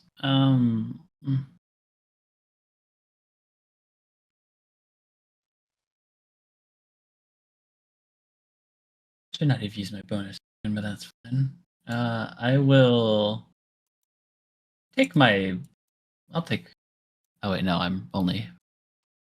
Wait. I'll cast. Is Produce Flames a cantrip? It is a cantrip. Okay, so you can cast a level spell still. Okay. I will cast, I guess.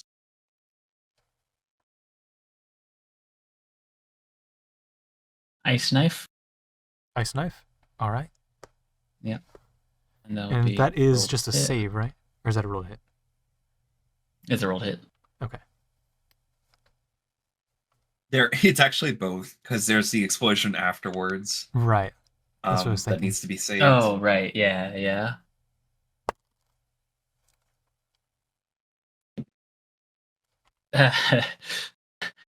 Does an 8 hit? 8 does not hit. And what is the DC for that save? The DC is Dex 14. All right, yeah. Definitely saves. Okay.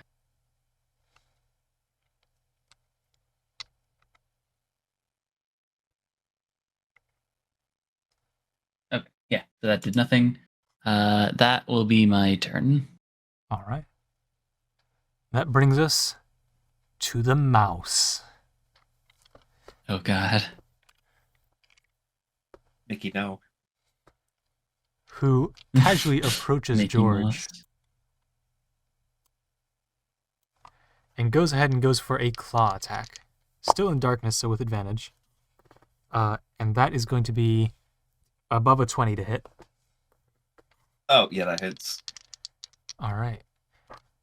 And that is, it's just going to take its mousy claws and go for a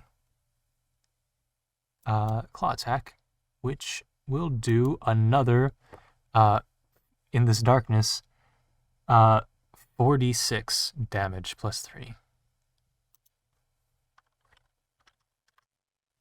Which is going to be a total of 17 force damage as these claws begin to extend and grasp onto you, crushing you as they then recede. Oh. It is not looking good for me.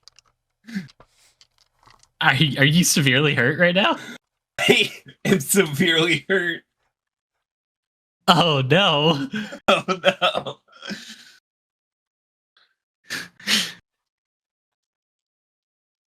Maybe this cave isn't a good place to stay for the night.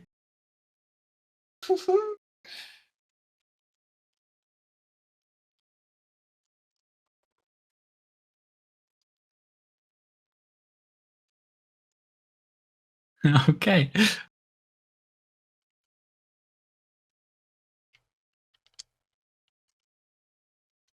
All right. That is going to be its turn, which brings us... Oh, actually, it does have this bonus action. Oh, no. It's not going to use it. It doesn't need to. That brings us to Mouse... No, not Mouse. That brings us to George. What about the rat? The rat...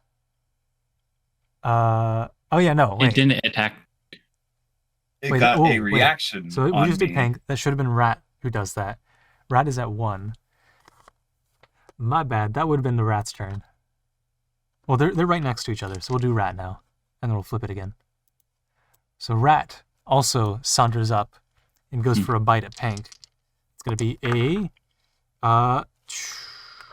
above a 15 to hit. Yeah, no, that hits. All right. And that is going to be another 4d8. Ugh. Or 46, rather. That's going to be total 18 damage. Ugh. Hmm.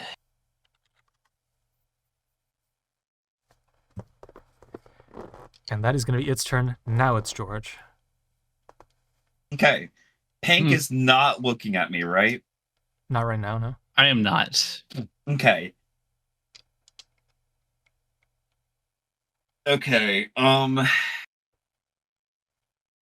me.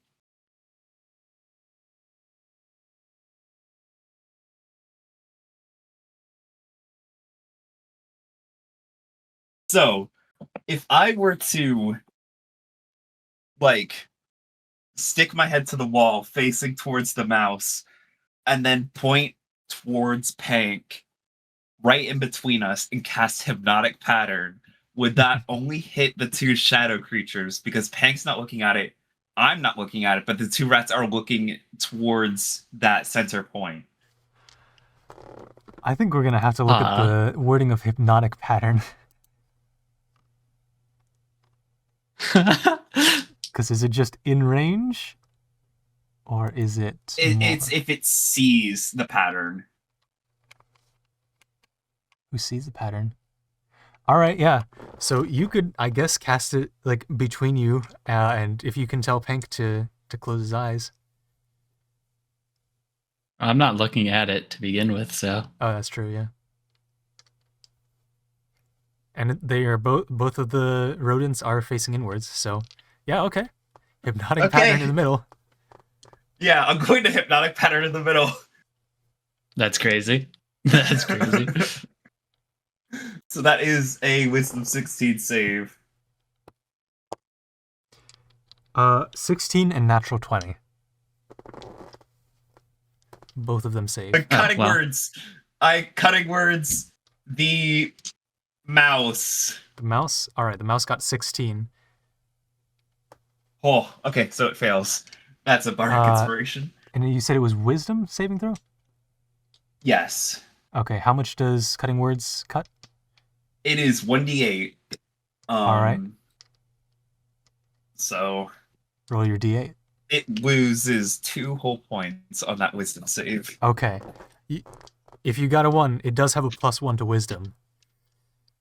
Oh. All right. So the why mouse why is this mouse wise? There are certain abilities that are gained by becoming an elemental beast. Okay. Okay, so the mouse is out of commission for a while. So I'm going to cast Healing Word on Pank. Healing Word cantrip? I already casted a spell, you're so right. I'm going to give Bardic Inspiration to Pank. As I'm like, Pank, we've been through so much together. You're the one that I know that gets us through this fight. I'm inspired. That will be the end of my turn. All right. And I always forget, how does Bardic Inspiration work? You can add a 1d8 to an ability check, attack roll, or saving throw. Is it before or after the result? Before. After seeing the roll, but before knowing the outcome. Okay. Okay. Cool. So it's my turn? Yes. So we're on to Pank. All right.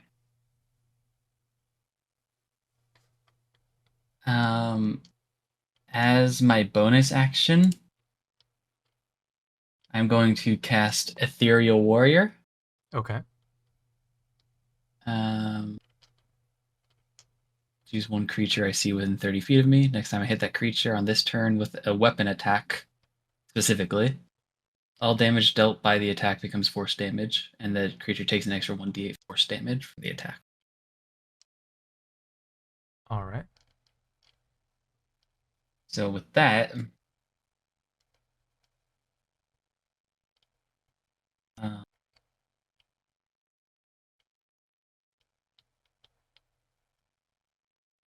longbow. I get disadvantage if I shoot like a bow or something from this range, right? At this range, yeah. Because they could just bite it out of your hand. Maybe Ethereal Warrior wasn't the play. Because specifically a weapon attack. Mm. What about your... Do we have a quarterstaff? I used to. Oh, shoot. You're welcome from Sadie. Damn it. All right. That's fine. That's fine. That's fine. Don't worry. I will.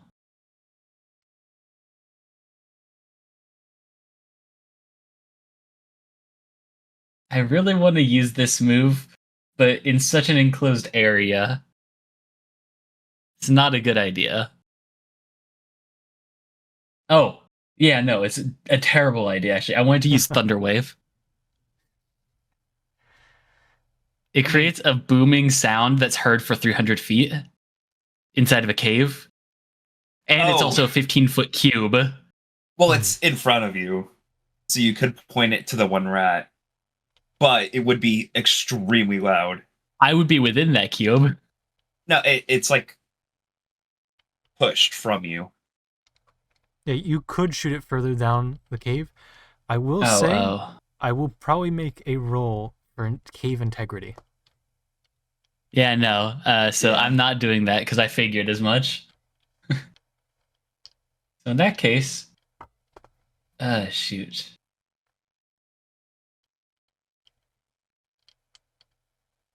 I guess I have to do produce flame. Oh wait, no, that's a bonus action. Haha. I'll cast Frostbite, which is a Constitution 14 saving throw. All right. That is a total of 9. Let's go. So it's going to take 2d6 of frost damage.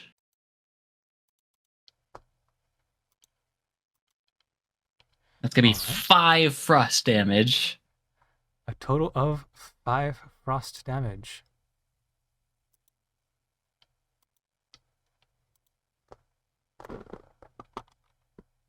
And I need to check this stat here.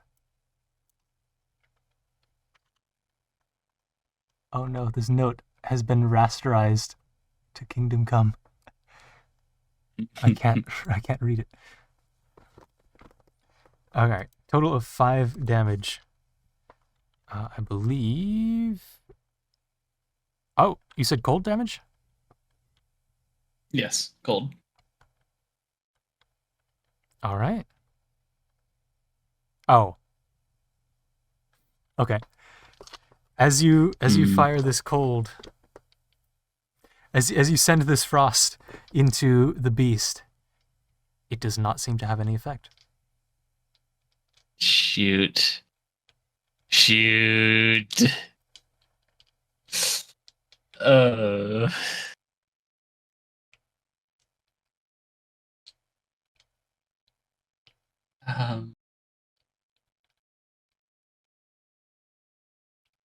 And if I were to step backwards away from it, it would take an opportunity attack, right? Mouse is the one that failed. The mouse is 2. Okay, yeah, the mouse, yeah, it would take an opportunity.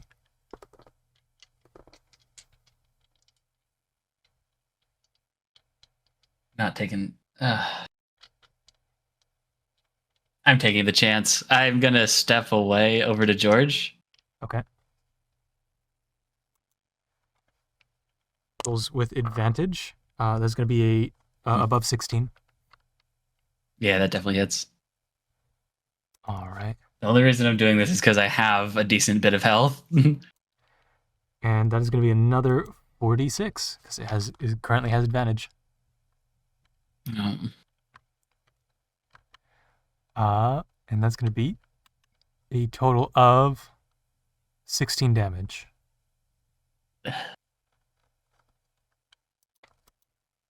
Damage. All right.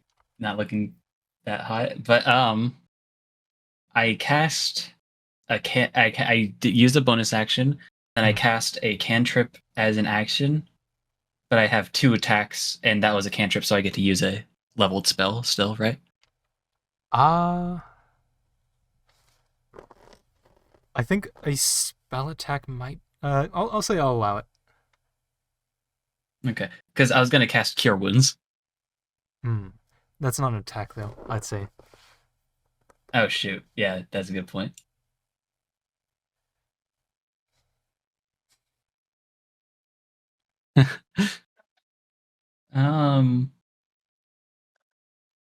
Yeah, I have disadvantage on it, but it's at least something that I could try.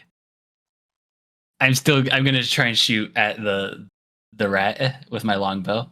That'll be my second attack. With disadvantage. Okay.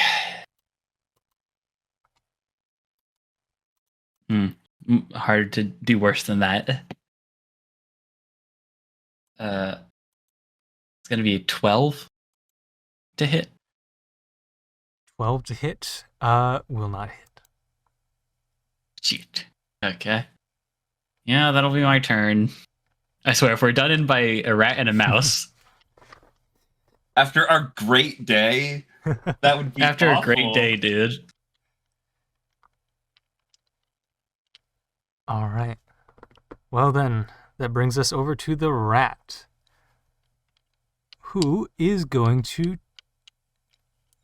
Yeah, it's got no reason to use that ability here.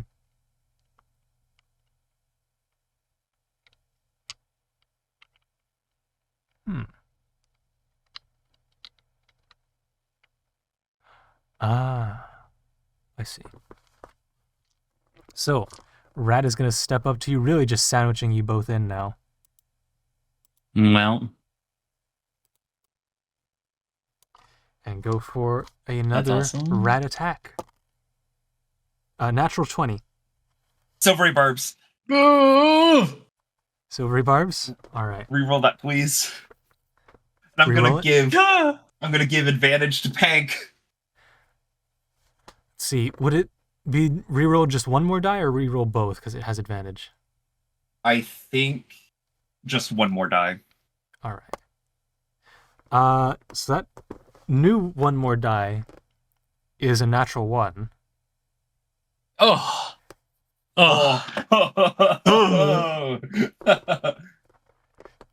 And Pank has advantage on the next roll he makes. All right. And instead of biting into Pank, George, with a flick of magical bardic mastery, the rat slips into the wall. What? Instead of going for Pank. Oh. Okay. You see it just... He's inside the walls now. That just disappears. That's even worse. That is concerning. That is even worse. Oh no. Hank, is it time to run? I think it's time to run. I think it's time to run. And Mouse so is that was out of Rat commission. 1's turn. It's Mouse's turn. Does Mouse have any saving throws to make? Nope. Or is it just waiting? It's just waiting. All 10 rounds. Let me make sure, but I'm pretty sure that's how it works. Yes, it only gets the first saving throw and then doesn't get another chance. All right.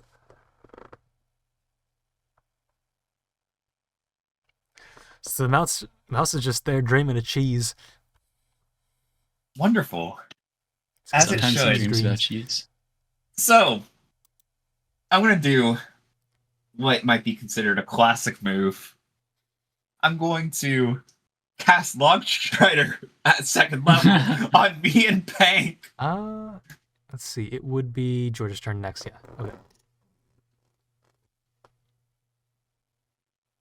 Okay. So we now have 10 more feet of movement. All right. And now, since the exit was blocked by the big rat, right? Or was it the mouse? So the I'm exit going to push past. free. I'm going to push past Pank, and I'm going to move. So as you push past Pank, that's Pank. As you're squeezing through the wall, or squeezing up against the wall here, couple of ratty teeth try and sink into you as an attack of opportunity. So it can attack from the wall.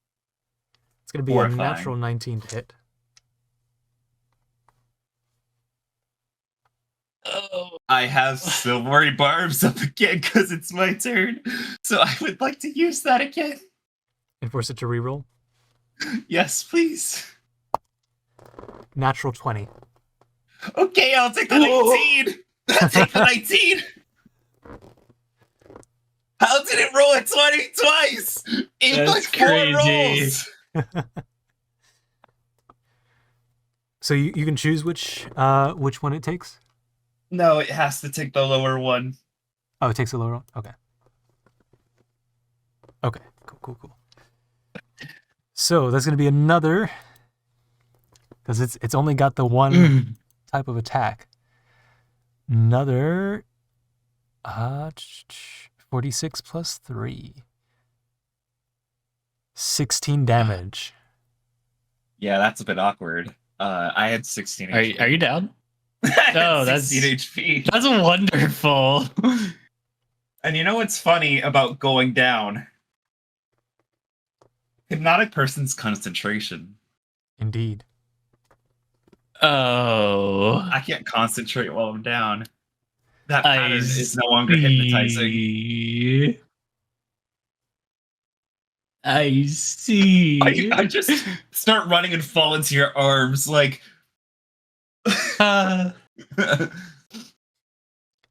So now Pank and George are just kind of like squished up in the same space. It is Pank's turn. Sure, yeah. So, yeah, right. So, yeah, okay. So, first thing I'm going to do, since George is basically right there in my arms right now, I'm going to cast a 3rd level Cure Wounds on him. All right. George, you wake up being just cured by Pank. Go ahead and heal back 28 health. That is a good amount of healing. That's solid, yeah. That's good stuff. I'm awake. And I'm not concentrating, but I'm awake. Yeah, and I'm gonna go ahead and let go of you, and then I'm gonna say, "All right, let's get out of here." As I bolt for the exit. Yep. Is Longstrider concentration, by the way? No. Okay. So at least Pank would still have Longstrider, at least, I think. What do you say? I think Pank would definitely have Longstrider, maybe not George? Yes, Pank for sure. I think I might have lost it because I went down. Yeah. Until the spell ends. Sure, you still have Longstrider. If I still have it and it's until the spell ends, then I think he would have to have it. Yeah. Sweet. And I don't think there's a condition where if you go down, unless it's concentration, it goes away. Right. All right. So, I do think that makes sense. So, Pank, so, yeah, you start I'm running. going to use all 35 feet of my movement speed to get out of here. Whoop. I'm gone. And that leaves George Oh, with 2 rats. Or 2 right, rodents. I just realized, actually. That was actually a terrible play, I think. It's okay. I will be okay. I hope.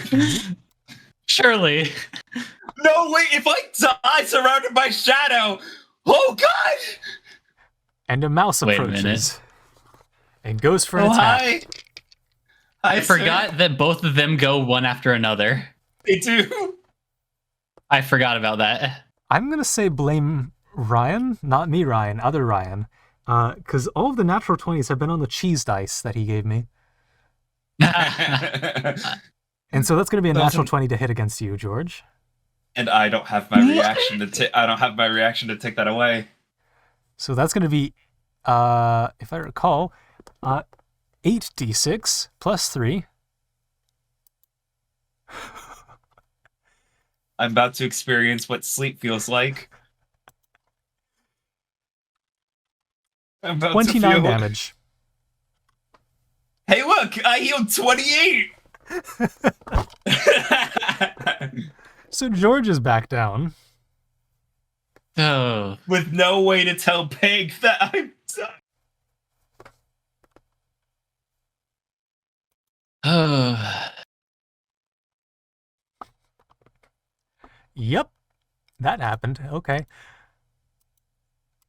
So George is down. Severe misplay on my part. And this guy's gonna come out of the walls again.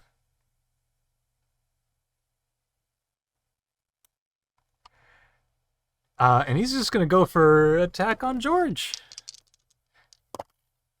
I mean, that's gonna be an automatic hit. It's an automatic hit. And an automatic crit, if I recall, if you're unconscious. Automatic So that's crit. just two death saves down. It's 2 death saves.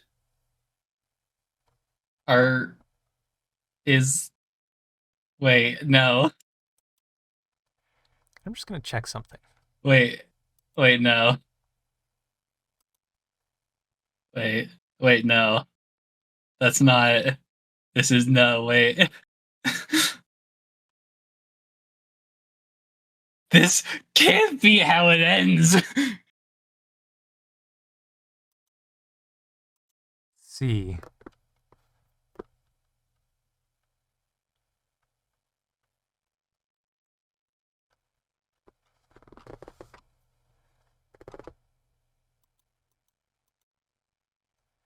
Now, there was something that we have forgotten through most of this battle that I need to double check. Let's see here.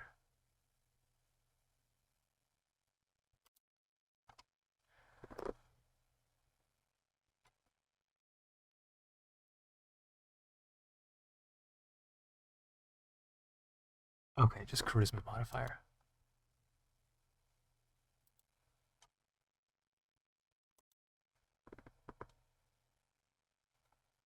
Is that really it? Yeah, that's it.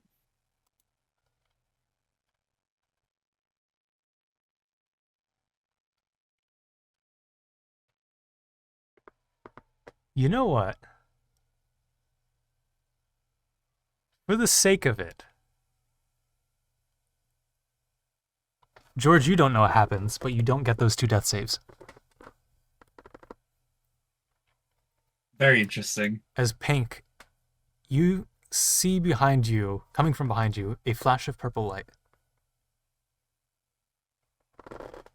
And the sound of rat jaws clamping down on something hard. You don't know what.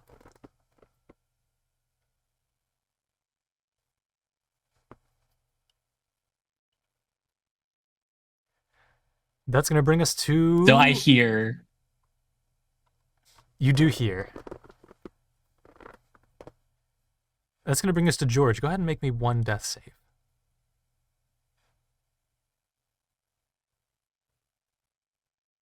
How do you want me to tell you?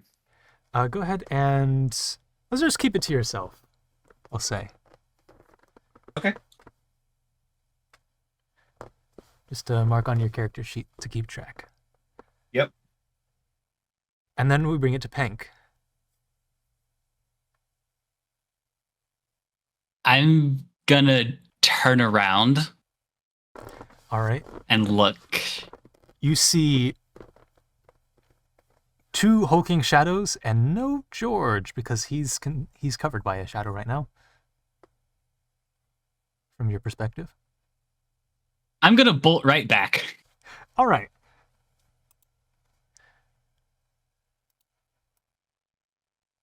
Whoop. Thanks back. And you can stay at a distance if you want. Nope. Oh no. In fact, what my goal is. They're shadows, so I probably shouldn't touch them.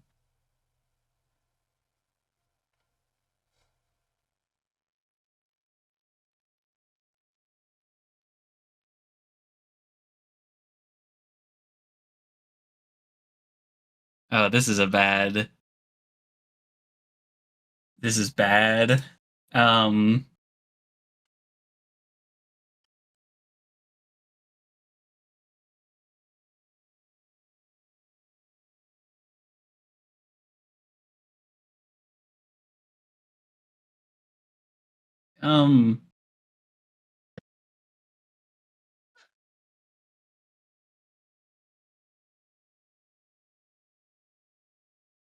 Is there any way I could wiggle past Rat 1? Let's see. So you used 35 feet of movement. Let's just go back to where you were. Okay, so you were right here. You used 35. Yeah. So 35 would get you back. You could try and occupy the same space as the mouse. Or as the rat. I'm gonna try. All right. You start wriggling past the rat. It is... Well, you'll feel the consequences of this at the end of your turn. Yeah, that's fair. I figured as much. And I'm going to put my hand down onto George. And I'm going to cast Cure Wounds at level 3. All right. Seeing that he is indeed on the ground in between these 2 rats. The rat and the mouse. I hate you, Mickey. Take back 21 health. I'm alive. You wake up to just the disturbing face of this enlarged mouse head. Actually, no, you were trying to run away. It's probably a rat. You're probably facing the rat. A shadow rat. Oh no, I did die. And they've sent me to the hells. What are those? You're not dead yet. Oh, hello. Oh, I'm not! Oh god, we're still here!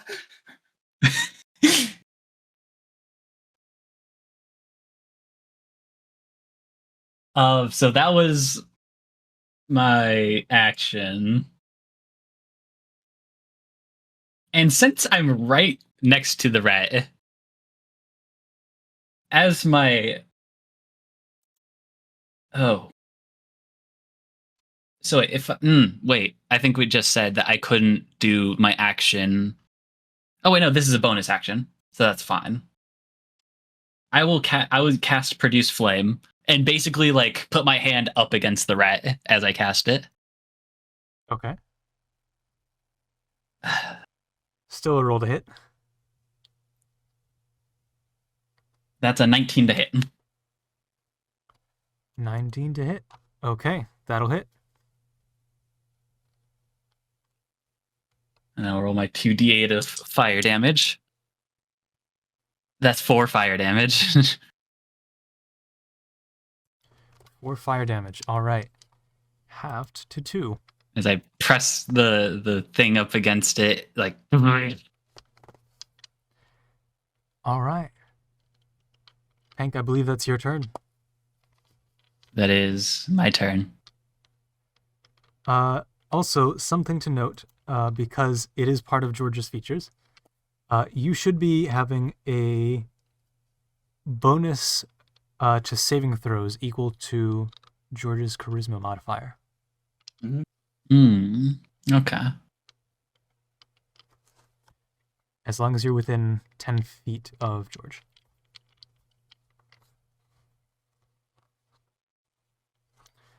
All right. With Pink's turn over, the rat's not happy that you're inside. Also, at the end of Pink's turn, you take 1d10 force damage. That's a total of 5. Okay. Not ideal.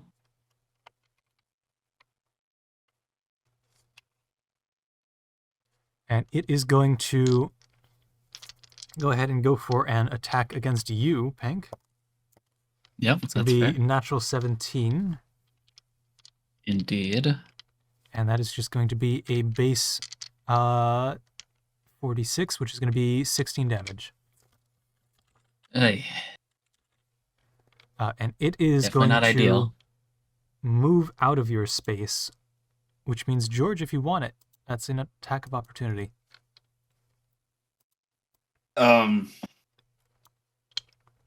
Sure. That is going to I'm be a gonna try- reaction, by the way. Yes. I have a question though. So I have the Sunblade in my hand, which isn't ignited right now. So could I even? You could, it just wouldn't have the radiant damage. I'm going to say no. I'm not going to attack. You're going to save it? Yeah, I'm going to save it. All right.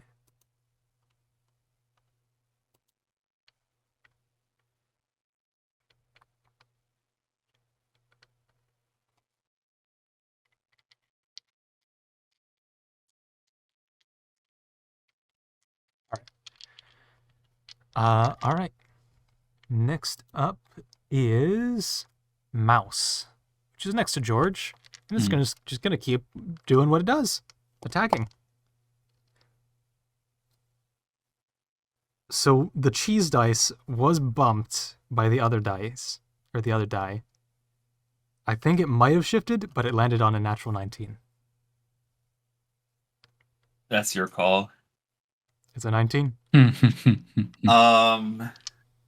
plus stuff. I am going to silvery barbs it. All right. That becomes a total of 13. Oh, yeah, that hits. Does that still hit? Ah, Yeah. It does. I'm going to give you advantage. all right. All right. So it's going to be a total of 19 damage to George. I am alive. Oh my god. I am alive. Which brings us to George's turn. Okay. How healthy is Pank looking? Not very. Shit. Okay. That's gonna have to wait then. I'm going to cast Mass Cure Wounds. Okay. So each of us get back 19 HP. That's good. That's good stuff.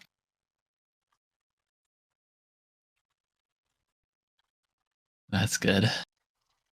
All right. We can both survive, I think, the other hit. I can survive any hit, I think, from one of them, and you can survive a lower rolled hit. Yes. And I have a plan for next turn. But I have to make it there.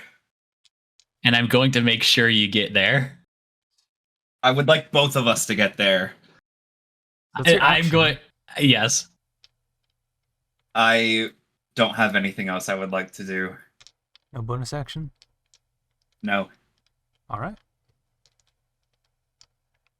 Bank. Okay. Would So, you like to do any first- movement, by the way? George? Nope. Okay. Nor would I. I am going to cast. I'm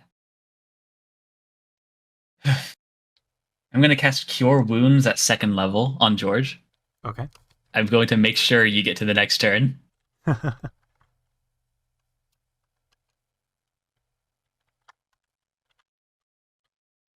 Get back 21 health. Man, I'm going Whoa. to hopefully make it to the next turn.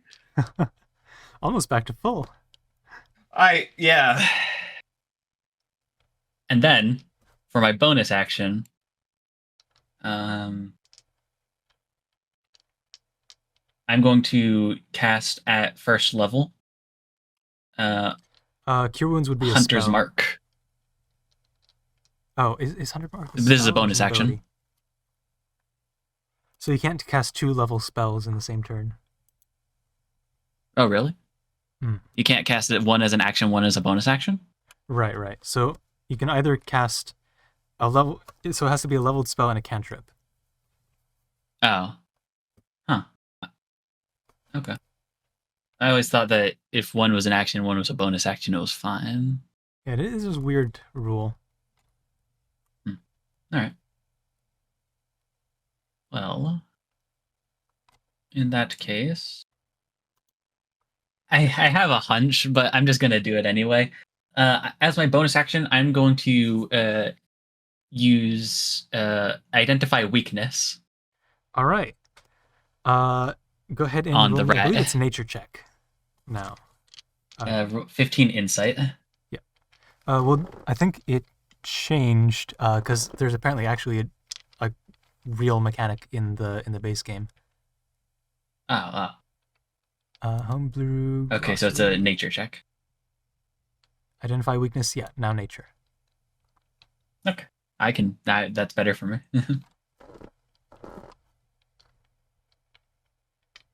Of course not. It's an 8. You have bardic inspiration. That is true. So Yes, I add you a do. D8 to that, right? Yes. I'm going to use that. So I said that was an 8 that I had. Yep, 25%. So I chance of need to success. roll a 7 or an 8 on this. I rolled an 8! That's Nice. a 16. Let's go. So, your intuition as to how to fight this thing is that any amount of light would do you a great deal in this battle. I had a hunch, but I just wanted to make sure. And let's see, did I say it was one aspect or all of the aspects revealed? Oh, yeah, identify an weakness. Whoops. Identify a weakness. Hello. All right. So yes, anything with light would introduce a lot more vulnerabilities. Okay. If you could just see into good. this thing.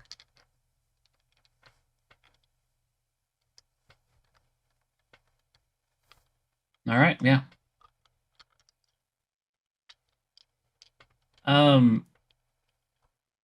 Quick question. Yep. In my backpack, I have that piece of candy that I got a while ago. Yeah. Is that like an action or a bonus action or something to eat it? Because it's in my backpack. I'd say if you can roll a, we'll say intelligence check to know exactly where it is in your backpack and just like, whoop, whoop, it can be a bonus action. All right. So I'll keep that in mind for next turn because I've already used my bonus action. All right. So yeah, that'll be my turn. I believe I remember what that is. Let's see. Candy. Yeah, a piece of candy, question mark, and it's chewy. Yeah. Oh, interesting. We got it from... Cool. We got it from the belly of the beast. All right. Might as well use it in a dire situation if it does anything. I'm just imagining like I eat it and then just nothing happens. It's just candy. Oh, it's actually just a piece of candy. Ooh, piece of candy. One last sweet before you go out, eh? All right. Exactly. We bring it to Rat 1. Oh boy. who is still in darkness, so still gets advantage. That's going to be that's going to be a total of plus that. Okay, no, that's still going to be 18 to hit.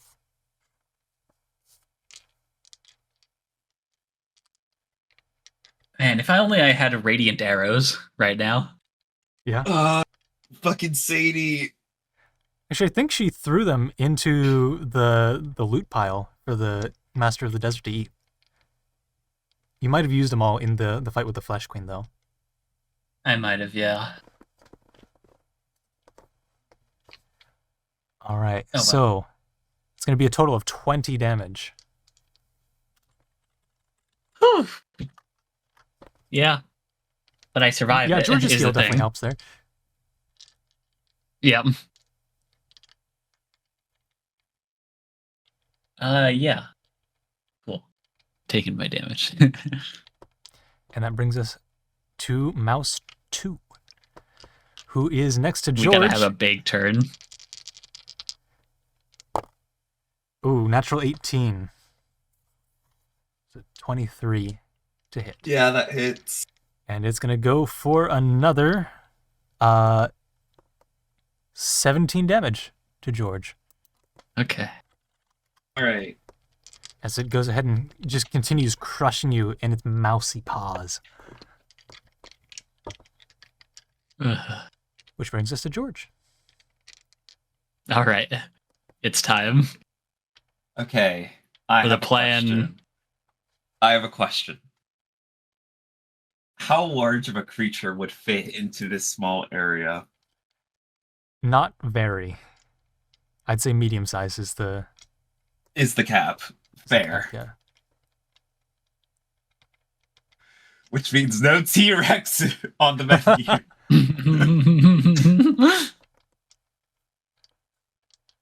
Let's say I were to polymorph into a swarm of wasps. Could I fly through the rat and just get out? That's an interesting question. Can you polymorph into a swarm? Yes, I can. It's on the polymorph list. Sure. Okay. Yeah. I'm not gonna do that. I'm just. A lot of these are swarms for some reason. Interesting. Polymorph coming in clutch too many times. Polymorph is very useful. Okay. I am going to tell Pank. Switch into something that will get you out of here. As I polymorph into a swarm of wasps. All right. Wasps. And I'm going to. Oh shit! I have to take the attack of opportunity from both. Let's see. Oh. They have to hit the swarm of wasps first, though. Actually, I have a lower AC as a wasp. Well. AC 12 for the swarm. But you now have, I think, 22 hit points. That makes sense to me. I have 22 hit points that don't count towards George. Right. It's just the wasps. Yeah. Yeah. So what I'm going to do is book it. All right. Yeah. I have a fly speed of 40. Okay. Okay. Because of Longstrider. And let's see, wasps are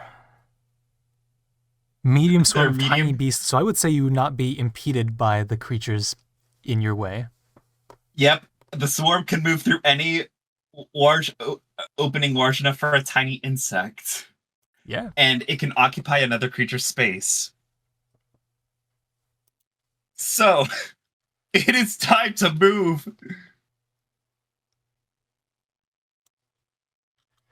So you're booking it past. What about their reactions?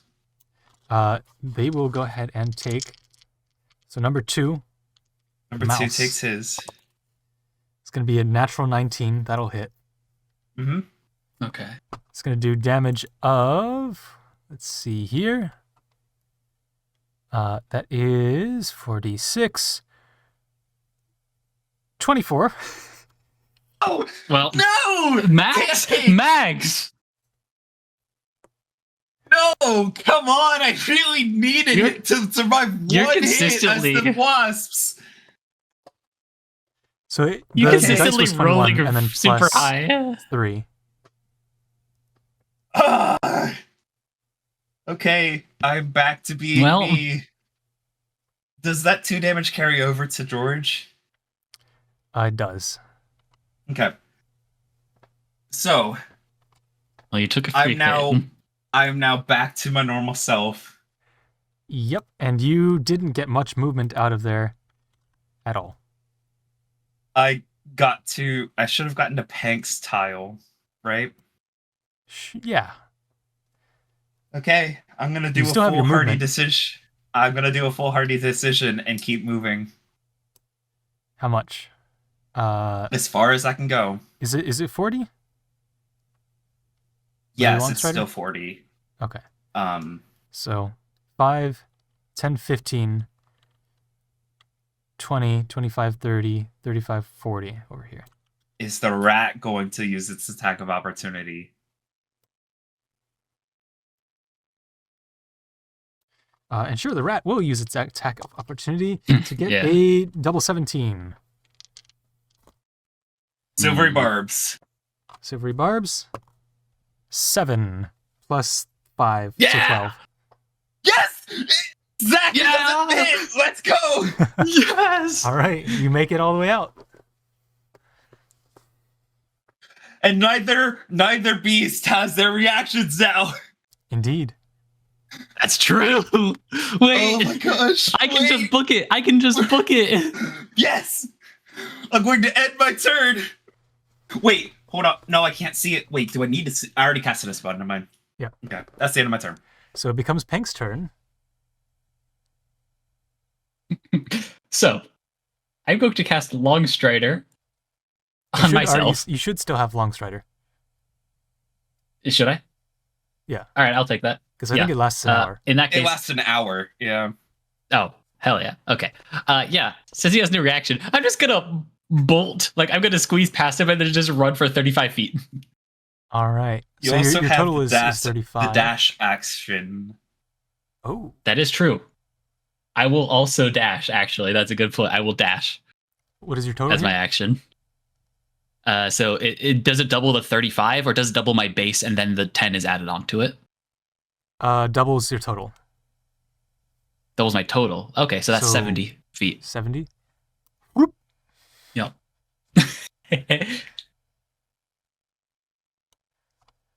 But that leaves one man here standing. I got this. Look, we're outside of the cave. We're in the open now, so that's fine. Well, Are we? the cave's just very deep. Yeah, we Oh. went pretty Oh. deep. We still have to run. Right. Okay. No, I see. I gotcha. But you okay. whooped. I And flooped. I'm in a much better spot. All right. So, first up is going to be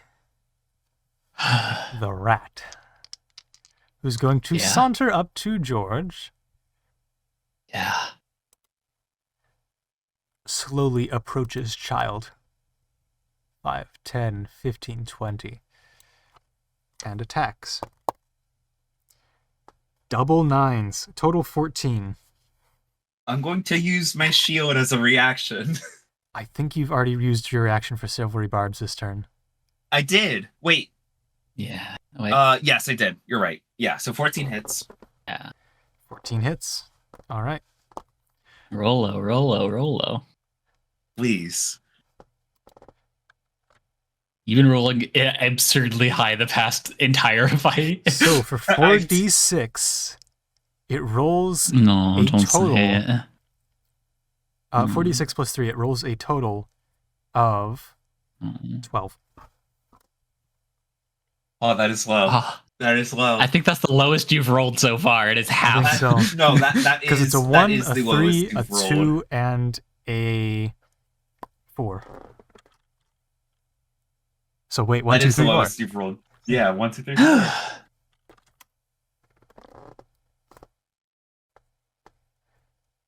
And that's going to end its turn. Mouse 2 can in fact approach. Slowly approaches child. 5, 10, 15, 20, 25, 30 cannot reach you. Yes. Next Even round, though you it could can't just move disengage and through keep running. Objects. So that brings us over to, I believe that would be George's turn. Yeah. George. I have 40 feet of movement. I outrun them. I'm going to disengage and run. All right. No attack of opportunity. No attack of opportunity, and that is 40 feet of movement. Thank you, Longstrider. We need to run away from fights more often. We are way better at running away. This is...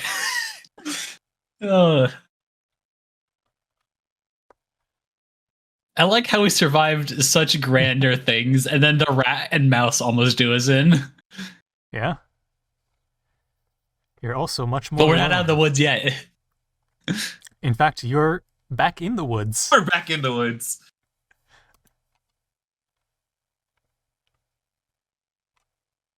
So now that fight that's is your turn? over, we've escaped? I presume we're going to keep running. Oh, yeah, for sure. 100%. So, we're going to run and heal up. I would like to give some information that you guys didn't have until now. Yes. I rolled a nat 1 on my death save. Oh, no. I rolled a natural 1 on my death save. I'm pretty sure that's a I double could tell failure. that something good didn't happen. And had the crystal not intervened, the mouse would have attacked me as well and auto-killed me. Oh. We lived. I think this might be the closest that we've come to actually fully dying. There have been close moments. That was the closest, yeah. There was another moment where I thought I was dead for sure. That one I was like, I got saved by God saying, actually, the crystal is cooler than you thought it was. It does have a hidden ability that we're not familiar with yet. Yeah. Thank you for not killing my character. I mean, if you were to stay, it still would have been possible.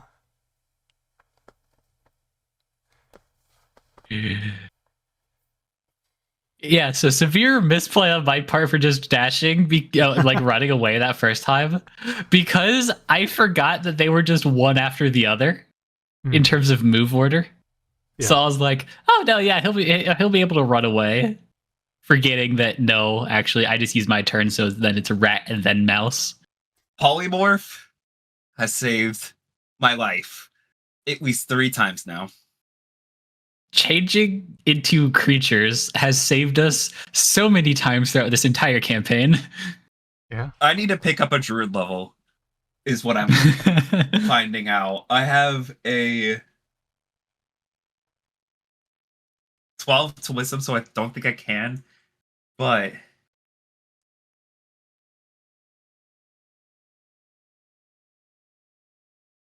it would have been so horribly poetic for George to be surrounded in darkness as he died. Yeah.